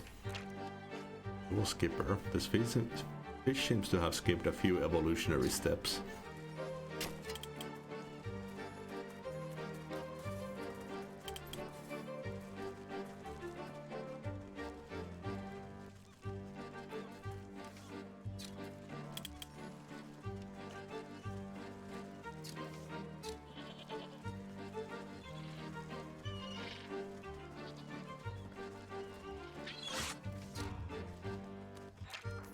Deep one.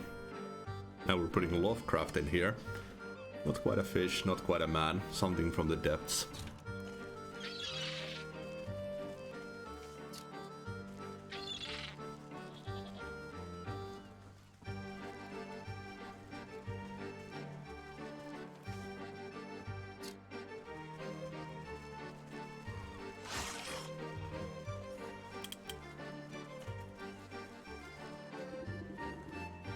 To so many passersby, this seems yet another collection of crusty barnacles clinging to the surface of a stone until the tide next surges.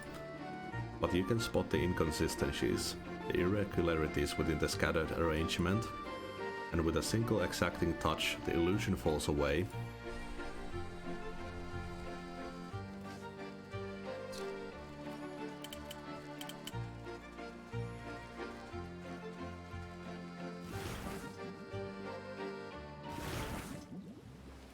Oh.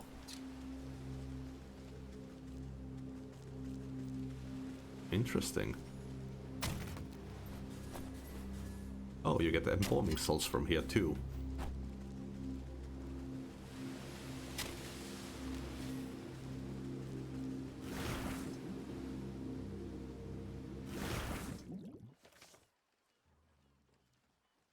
It's a whole separate map.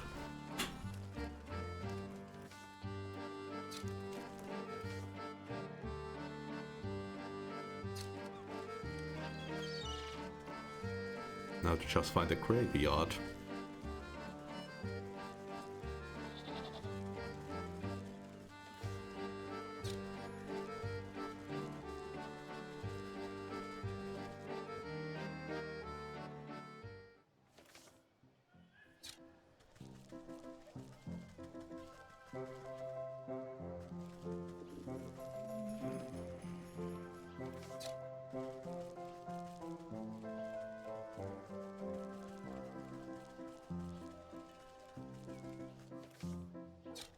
Should be it. Thanks.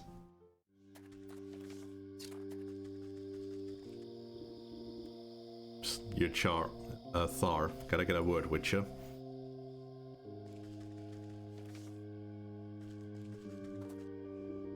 Sorry ma'am, but I must warn you that the graveyard's not safe right now. If you got flowers, I can go lay at a grave if you want. When I croak, nobody better bring me posies. What's the matter? Something's got the spirits of this place riled up in a real bad way. All restless and cranky they is. There's this horrible howling coming from the mansion up the road. A scream that'll chill the bumps right off of your nose. Every time I gather up my wits to go take a look-see, my knees turn to jelly as soon as I set foot on the path. Mark my words, that creepy old place is haunted by something more than just sleepless spirit. Those stories are for children. When you get to be my age, it takes something special to put the fright in you. Well, if you're sure about that, could you go up there and tell me what you see? Maybe it has something to do with what's got all these ghosts so agitated.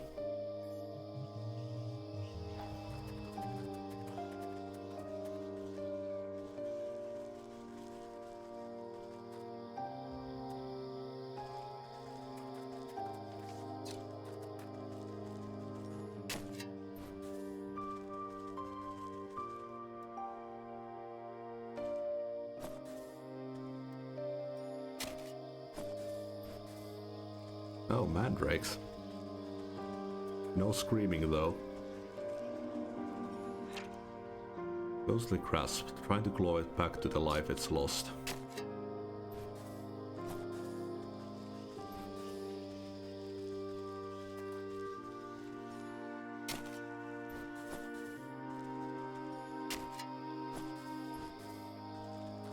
Lovely.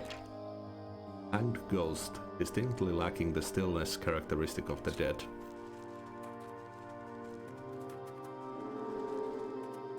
And here's the shortcut. Where one might expect the door to be a mausoleum, here instead stands a shrine, adorned heavily with skulls, perhaps to deter closer inspection, but their arrangement does not serve the dead nor their memory, instead being placed to mask a path beyond. Your knowing finger reduced it to dust with a tap.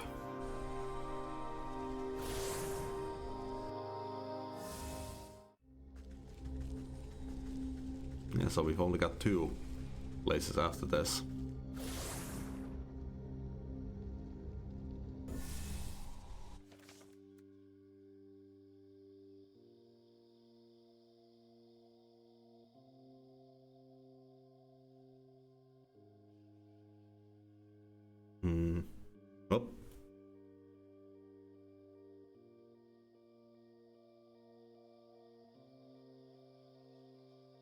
So hard to keep this on your head with the headphones.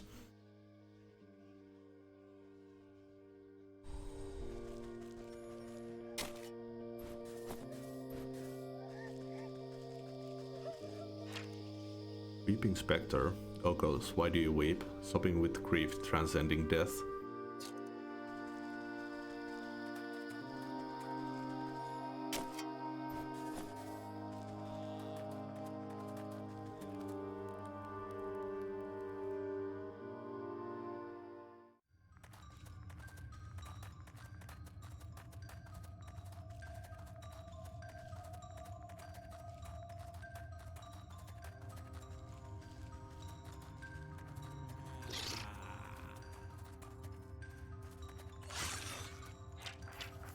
Crypt Crawler. Hairy, toothy, drools a lot, but absolutely not a dog.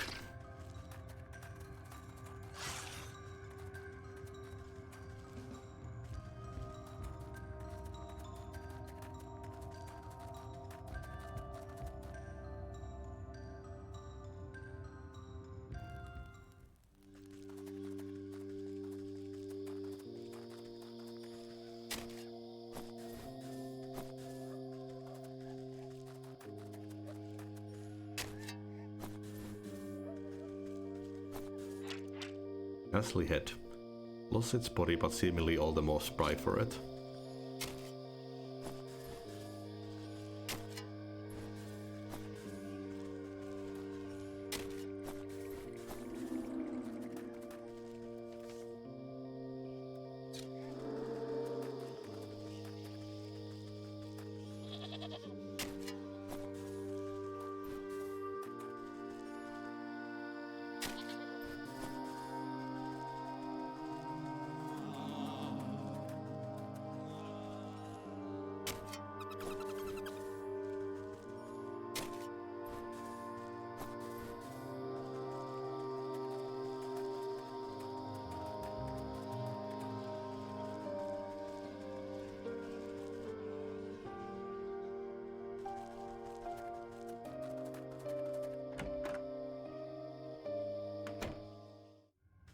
Oh.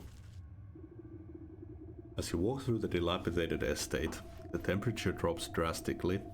The floorboards and walls groan angrily as if the whole building is upset at your invasion. A gust of wind suddenly rushes up, the staircase as though the house itself was drawing breath. An ear-splitting scream stirs dust from the rafters and makes your knees weak. That's definitely the melodious voice of a banshee.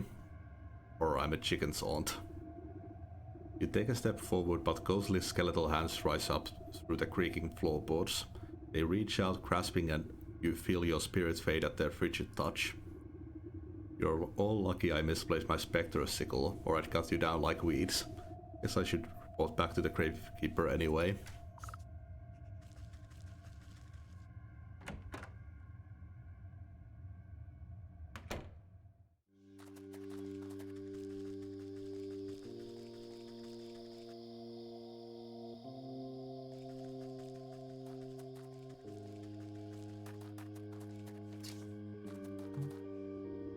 You're back. It's a demon from the underworld, isn't it? Oh, maybe a lich come to summon up an army of darkness. Relax, it's just your run-of-the-mill banshee. Banshee, I knew it. No wonder the dead have been so angry lately. How are they supposed to get any rest with all this racket? But a spirit only becomes a banshee when it's been terribly wronged. Who used to live in that house? I don't rightly know. It's been abandoned since before my time. Always was pretty creepy though. The place was so haunted that I couldn't get in for a better look. A good exorcism ought to clean it up. This sort of stuff happen often. Why just last year I had to deal with a ghoul that wouldn't stop breaking into the crypts. The young fella was trying to find his long lost love or something. The old man turns to rummage through his cluttered shack, looking for something. Anyways, eventually I had to call in the Grave Squad exterminators. They got that nasty ghoul rounded up before he befouled too many tombs. But they left behind this, where did it get to? Ah, they gave me this. The ward of an angry spirit that might be left over. He holds up a rusty looking lantern. A ghost lamp. I thought those things got recalled because of the possessions. I never heard nothing about that. Now this thing ain't powerful enough for a banshee, but should keep the lesser spirits away. Gives the lamp a shake, but only a puff of purple smoke rises off the wick. Ah, jeez. Looks like I forgot to keep it filled up. I'd go and get the gas myself, but with the graveyard in this state. He shrugs feebly at you. You're hopeless. What does the ghost lamp need for fuel? He squints at the fading lamp label on the back of the lantern. Let's see. Strange lamp requires strange fuel. Ghostly ectoplasm, bat wings, and crypt crawler silk.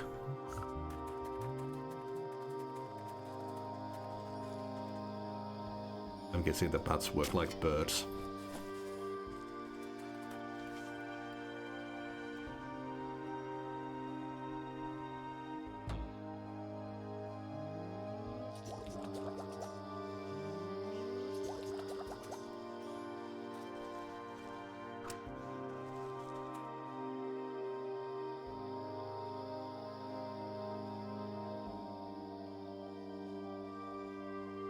No.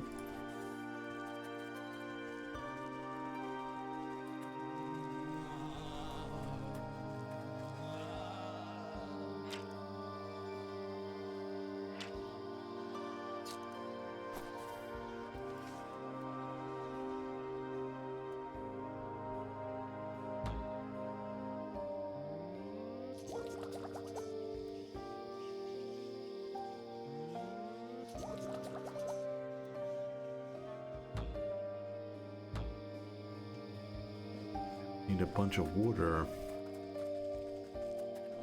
Nope, there's a bat. Okay, bait sticks.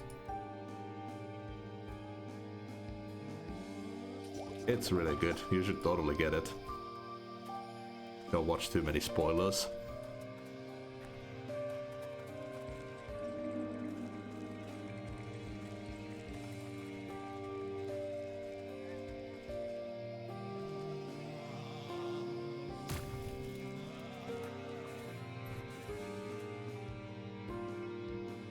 Yeah, totally worth getting.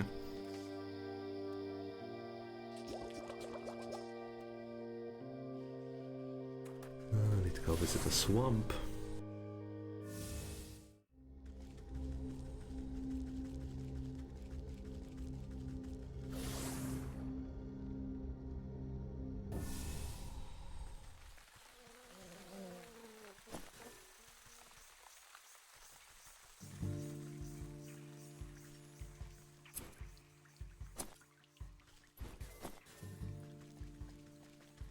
Yeah, it's very cheap. Yeah, I got this key sent to me.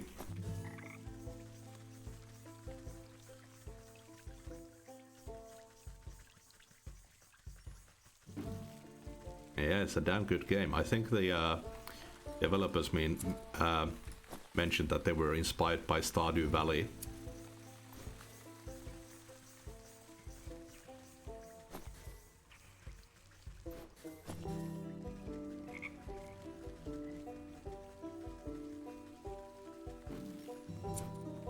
But yeah, if you have any interest in this game, definitely get it right away.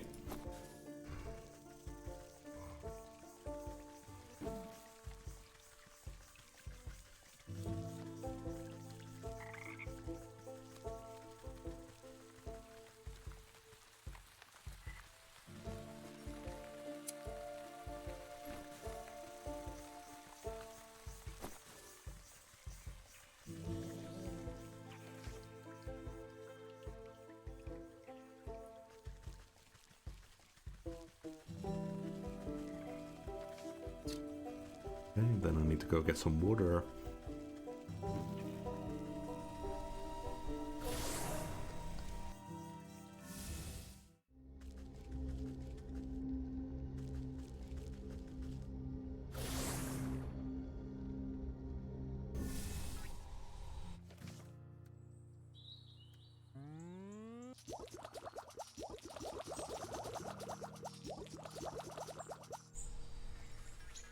bunch at once.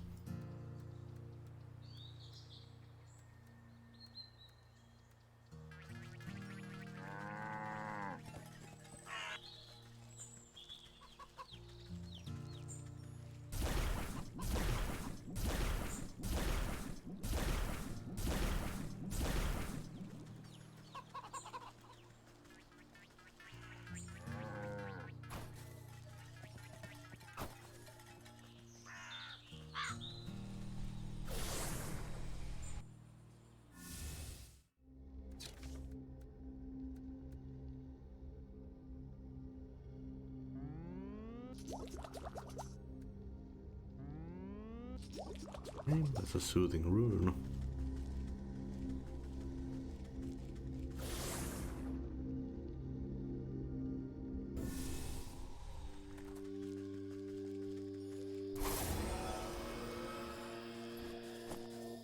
Okay, that got a spectral tears. Let's try one of these guys.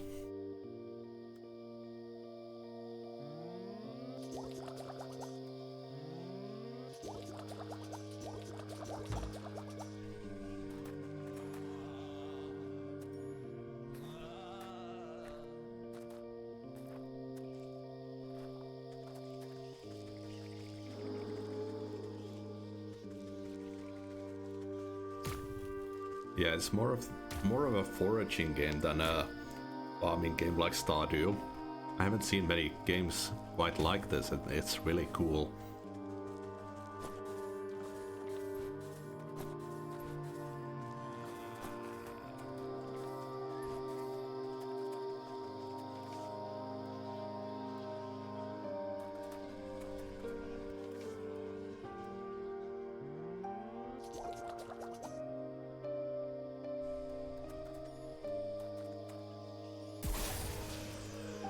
There we go. Then we gotta go to the crypt.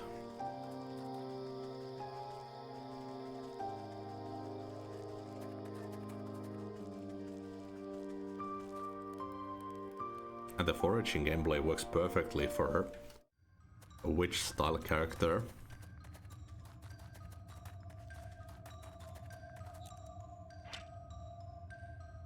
Arachnicide.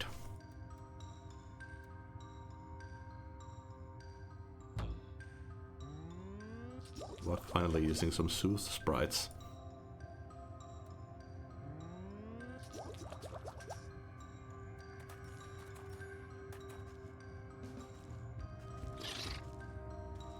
Oop.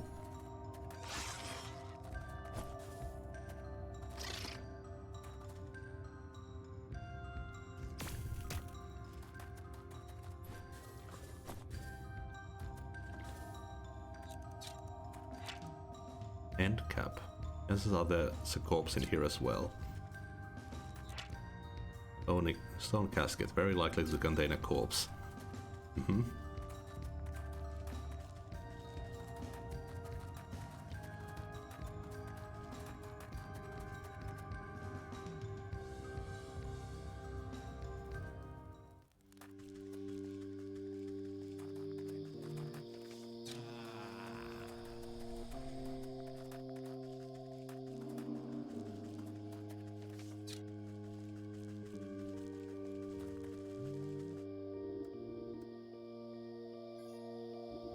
The webbed wing still flap on of their own accord.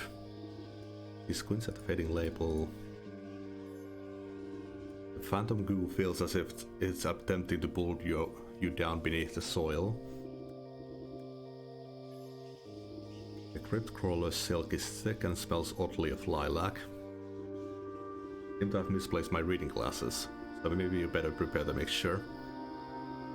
Read off the well-worn instructions printed on the lantern. They're horribly confusing and riddled with spelling mistakes. How did these contraptions ever make it to the market in the first place? You better stand back. If I do this wrong, the things might get a little explodey. You grind together the gruesome ingredients into a waxy paste before rendering the whole mixture down over the gravekeeper's cooking fire. The odor coming from the wet, bubbling soup makes the hairs in your nose prickle. But you power through it and pour the ghastly oil into the lantern with a rusty funnel. The Gravekeeper raises one caterpillar-like eyebrow at you. No, kaboom. Perfect. Give her a good shake. You swish the oil around inside the lamp and light the wick. Slowly a bluish, unearthly glow fills the space around you. The light makes your teeth itch when you look directly at it. Take a look at that, fresh as a daisy. Just wave it around should any wayward ghoulies try to accost you. Should clear the way to that miserable banshee. Even maybe you could ask her what all this fuss is about.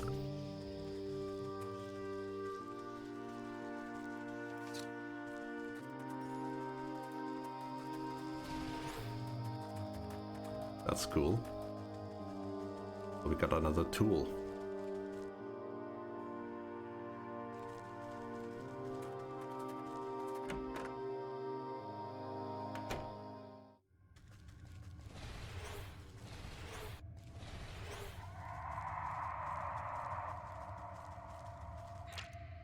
Howling with a pain to transcend the veil.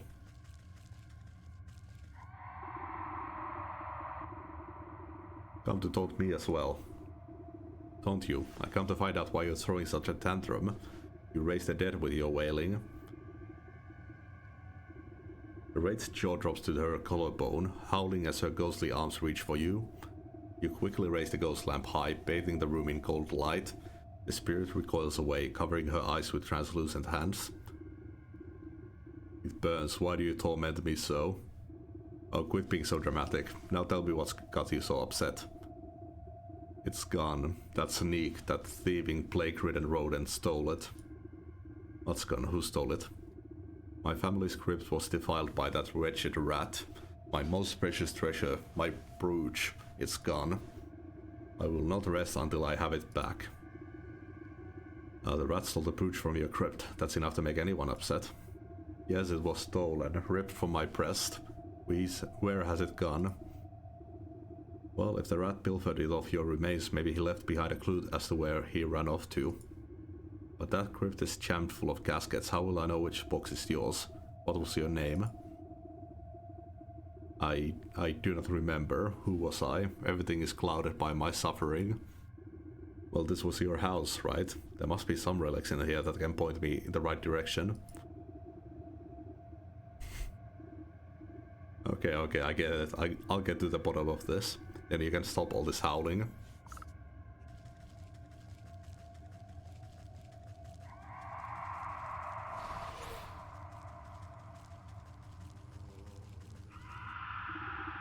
This heavy box seems like it might contain important family documents, but it's locked tight.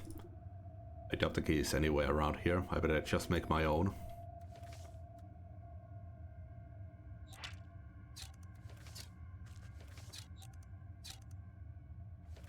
I think I might have to get those floating heads for this.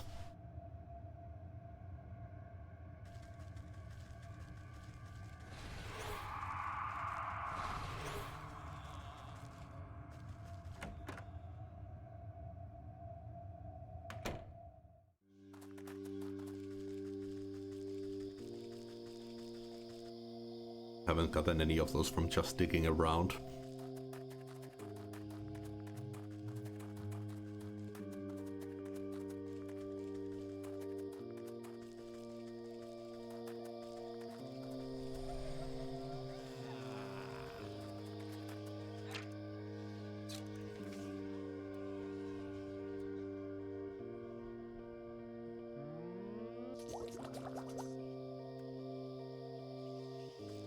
Yeah, I need some embalming salts. Those should drop here every now and then. And I can stack up on the bones.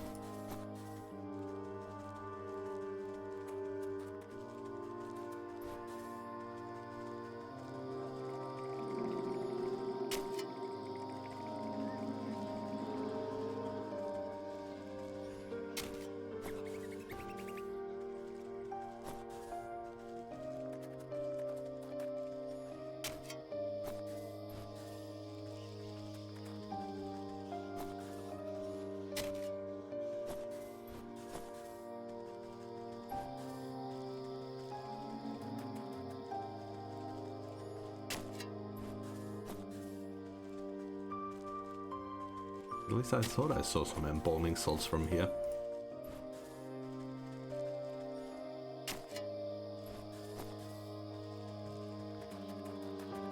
Maybe not.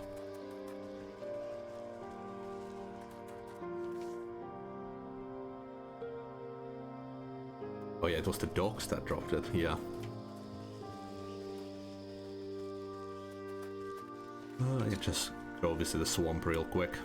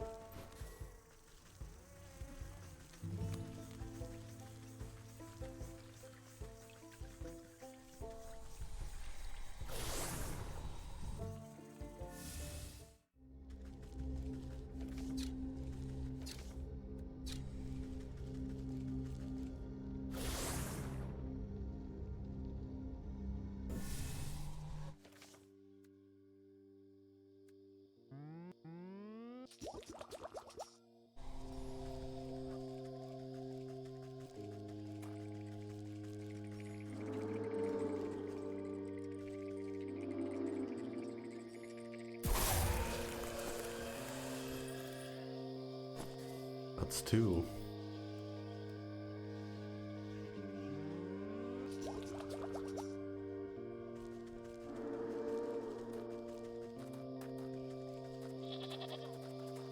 Did they drop anything else? No.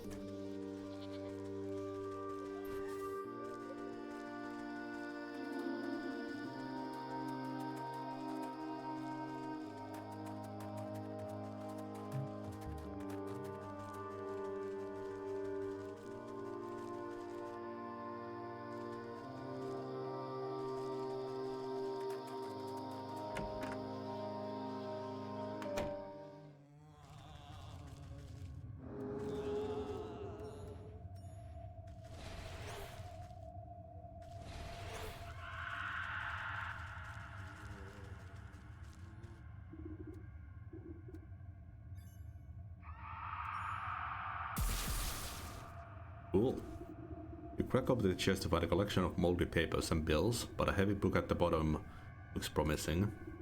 In the cracked leather-bound tome, you browse through a long forgotten obituaries, and we mourn her death, the third of her siblings to pass. Much beloved, she will long be remembered for her beautiful singing voice and tireless pursuit of justice. Sounds like our Banshee, the third to die. That will mean that her casket will be the third one in her row.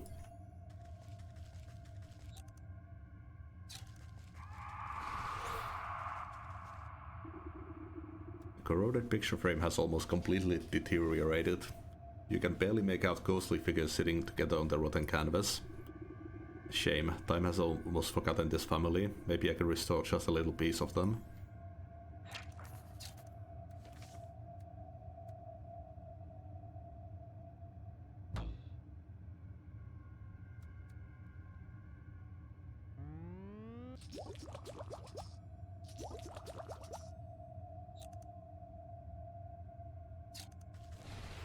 Family crest must be down here somewhere. There's another chest here. Oh, nice. Mummified head.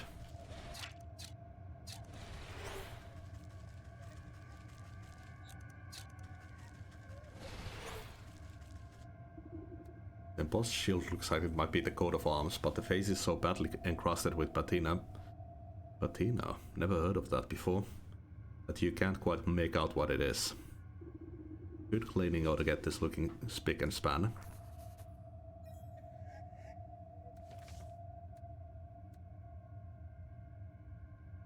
We need to get some forest herbs.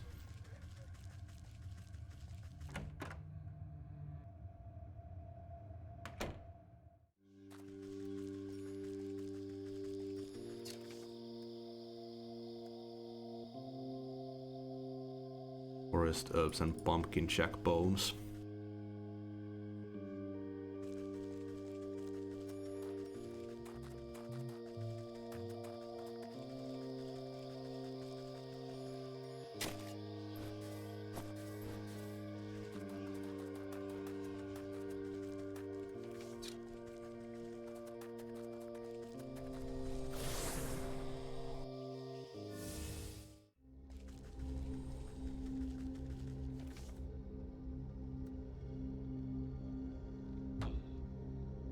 Gotta get some more skeeter snoots.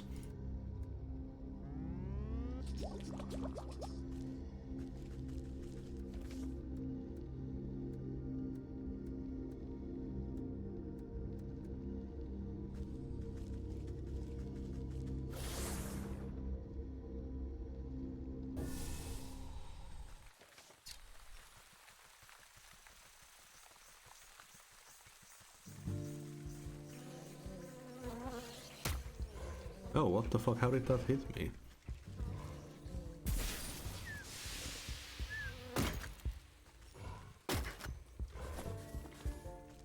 I need to use one of my poultices.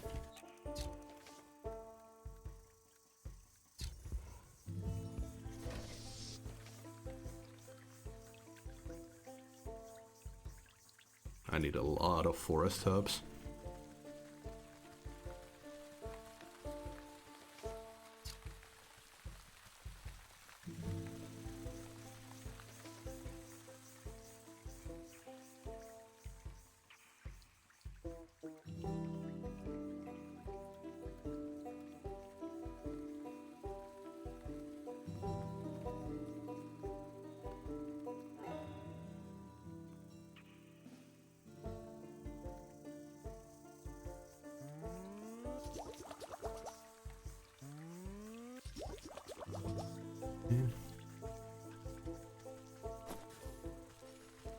These things while I'm here.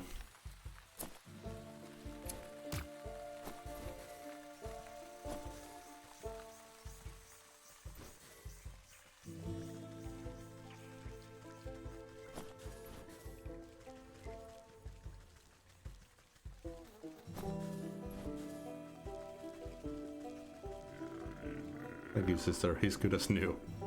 Love, wife.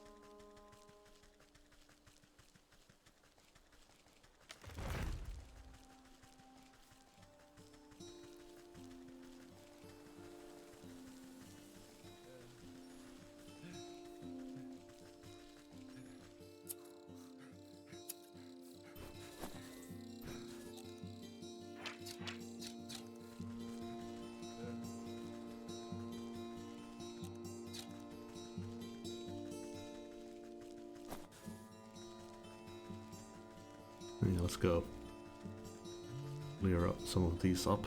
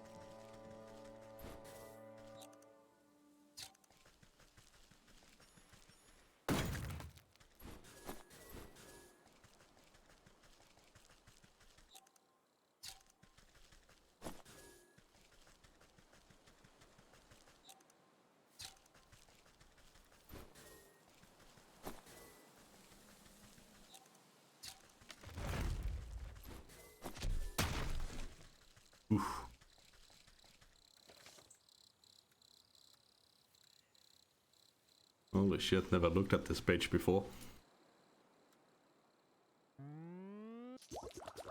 Okay, got the purification water. I just gotta go get the pumpkin shack.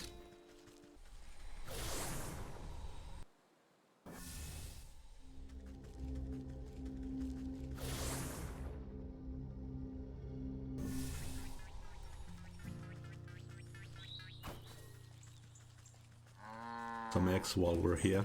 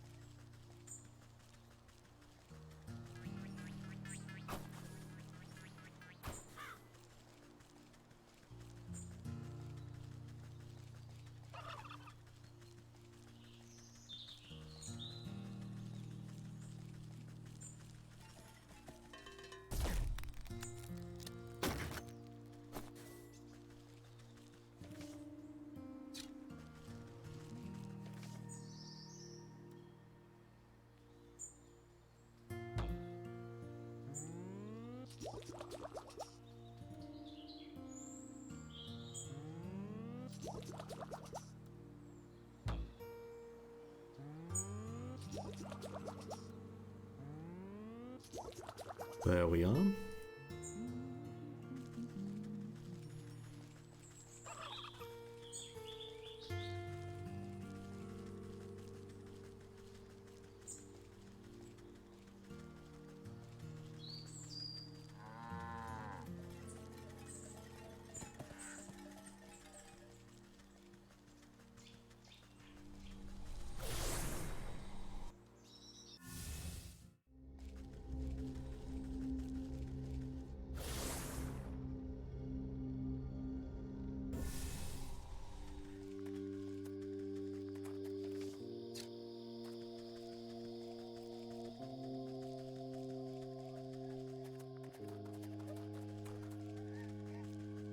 Yeah, we gotta go up.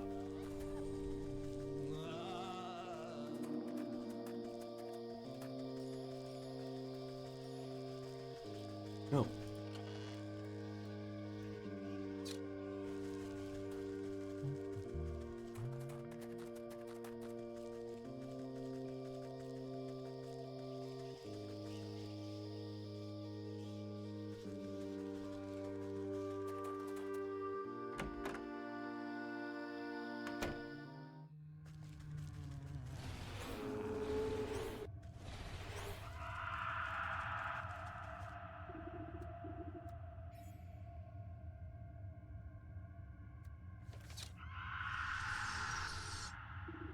Color and light flood back into the faded painting to reveal a content-looking family.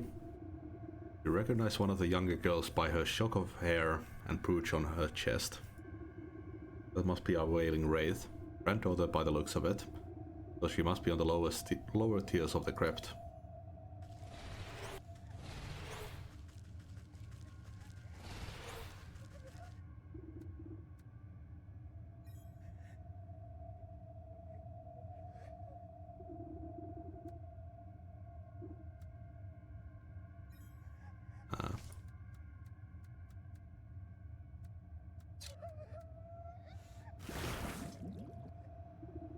You clean away the grit and grime to reveal a proud lion staring back at you. This crest looks like it matches one of the burial rooms in the crypt. I think that's everything I need to know. Banshee's body is buried under the crest of the lion. She's a granddaughter, so she'll be on the bottom row, and she was the third one to pass away. Sweet.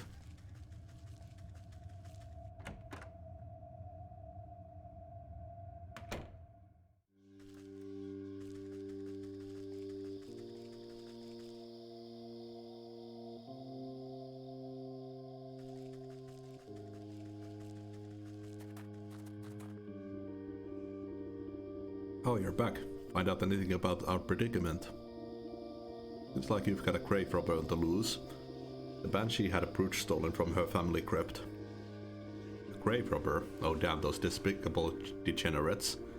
With the increasing ghosts, I haven't been able to do my nightly patrols. I need to get to the crypt and find her body. The thief might have left something behind. Oh, good luck. That place has more spiders than I have liver spots, so you'll understand if I stay behind.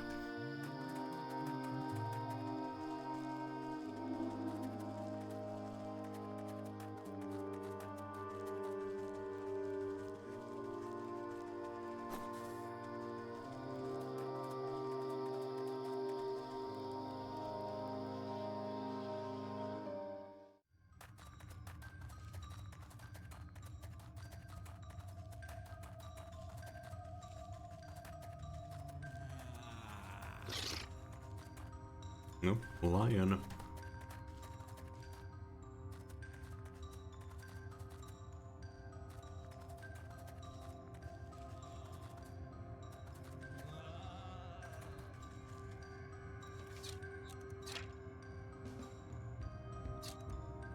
Does it mean this room?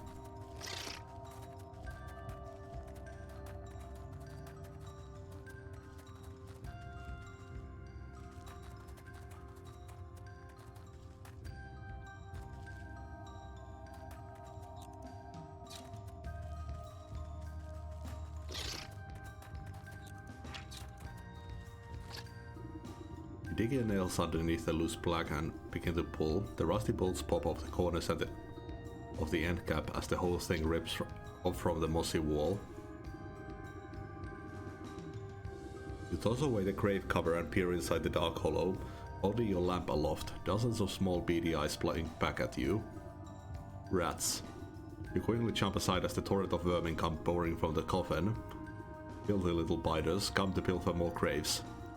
Squeaking and hissing, they flow like some lumpy liquid rushing back towards the entrance. You get the feeling that these rats are far more organized than any normal pest. Where are you off to, little devils? Running back to your master, perhaps?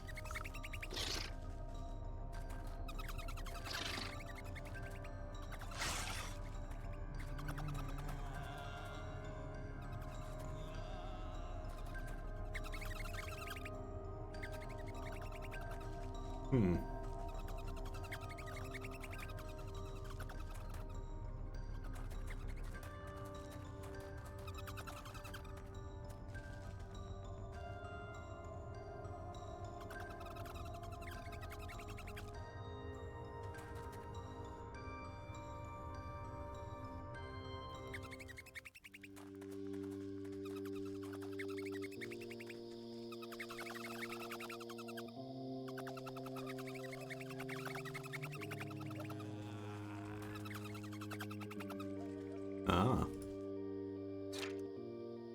Dense tangles of plant matter wound around roots offer an earthly den for vermin.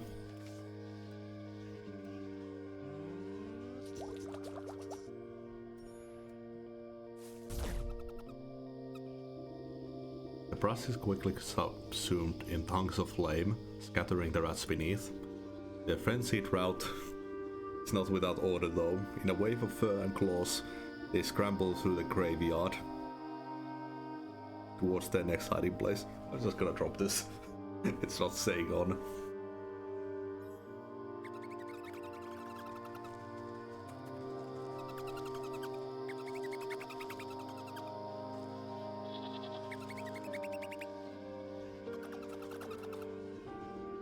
The horde of rats pop between the bars of the scrambling mausoleum, whirling in a gyre just out of reach. Once more, they have found temporary refuge. Such a closed-in space seems ripe for good smoking. They won't be able to hold their breath for long.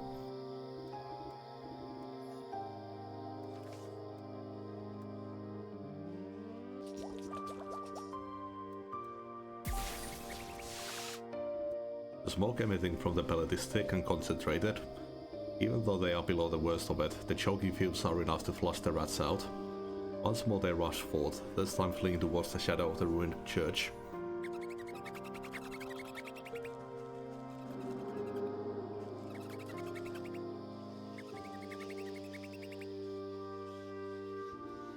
A lot of rats squeeze through the bars of a great brass gate. disappear into the ruins of a squat abandoned church. Heavy chain binds up the gate and the rusted padlock is well beyond accepting any sort of key. Something more potent will be needed to open it. Acidic unguent recipe.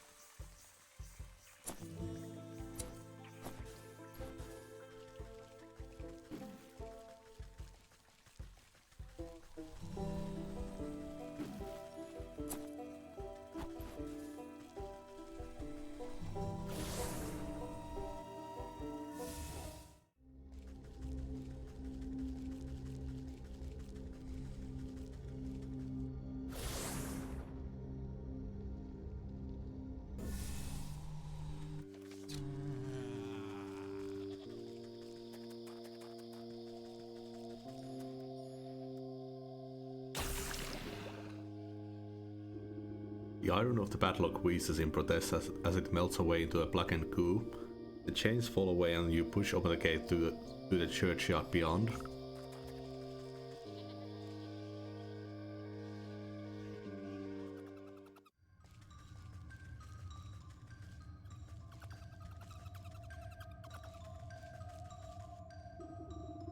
You attempt to pick up the candlestick but find it attached to some mechanism inside the altar. A latch flips and you watch a stack of boxes slide aside to reveal a hidden crack in the wall.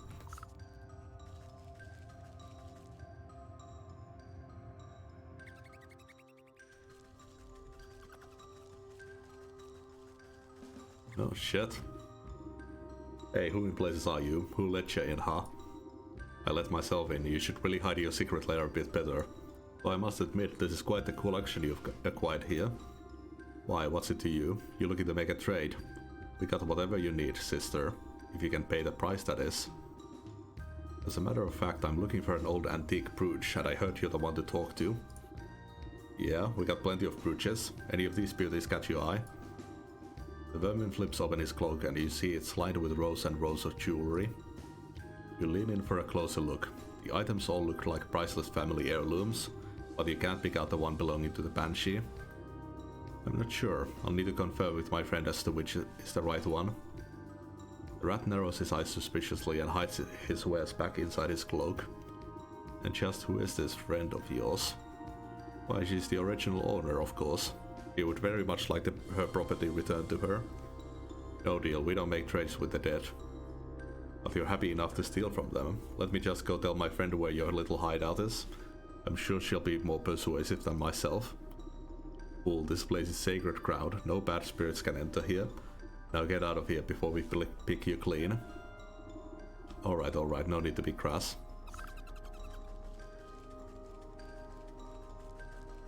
Do we need to desecrate the altar so it's not holy ground anymore? No spirits may cross the threshold, eh? Well then, I'll just have to invite one in myself. You eye the flat surface of the barren altar. It looks like the perfect place to conduct a seance. Spirit board, nice.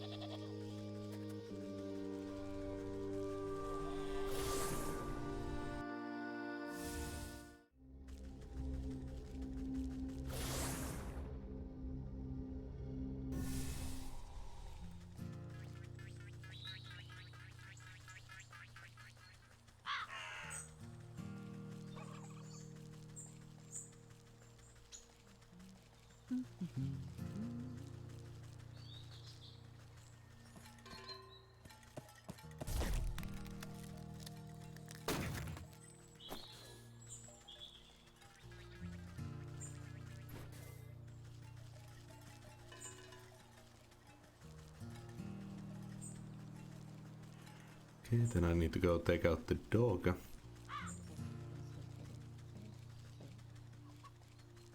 Grab a few sticks.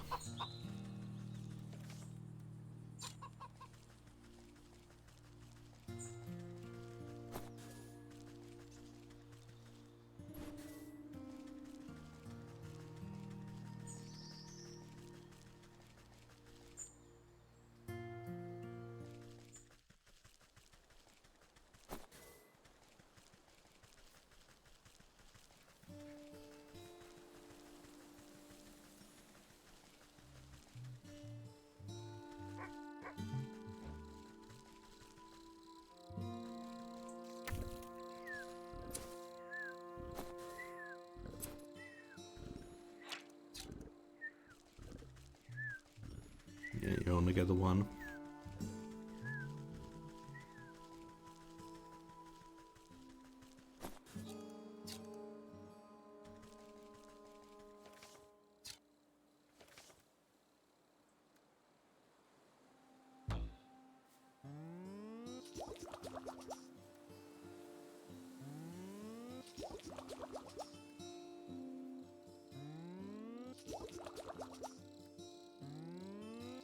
Okay, got the spirit board.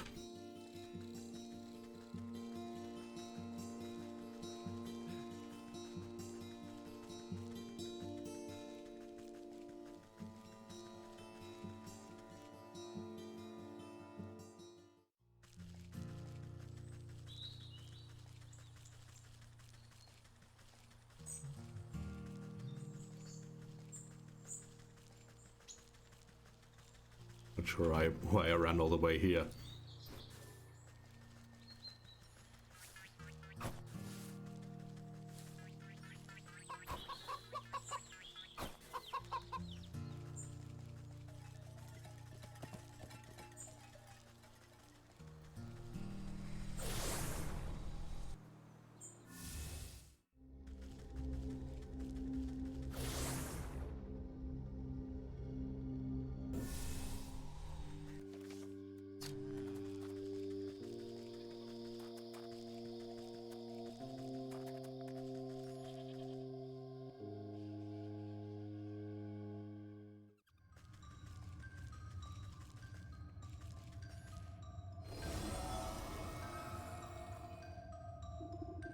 Close your eyes and place your hands on the planchette of the spirit board.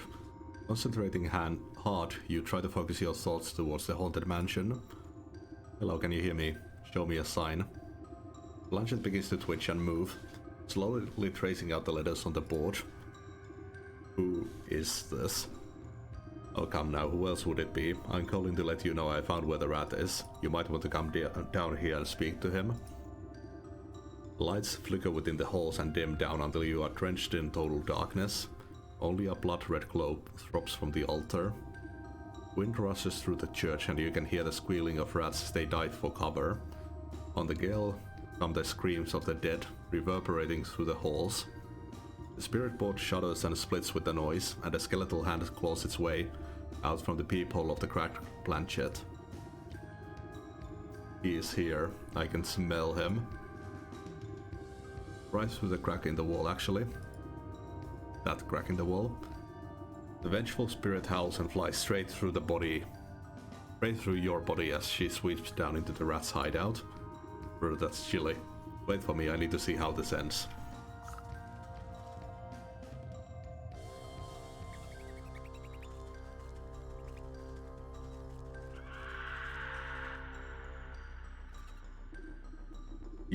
You dare take from me? How did you wait? It was just a simple misunderstanding, I didn't. Even in your hour of judgment, you lie.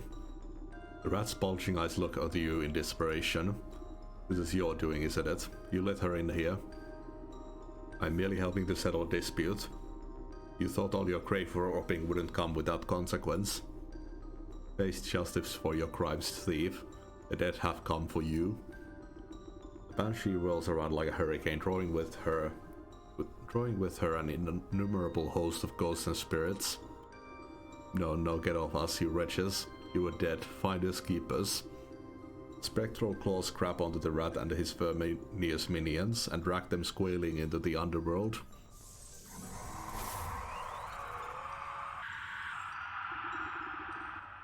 With the crack of thunder, the howling wind evaporates. Not a single rat remains. Calm falls over the banshee as she reaches down and picks up one of the scattered brooches left on the floor. My brooch. It's back. It's safe. I can finally sleep. She clutches her treasure to her breast and looks at you with a final crooked smile before fading away in a glimmer of ghostly smoke. In the eerie silence of the cave, you see something squirming in the debris. Oh shit. You brush aside some pilfered treasure and uncover a writhing mass of pink rat tails tangled together like worms. Ugh, looks like they got all knotted up trying to escape. Soul of the rat.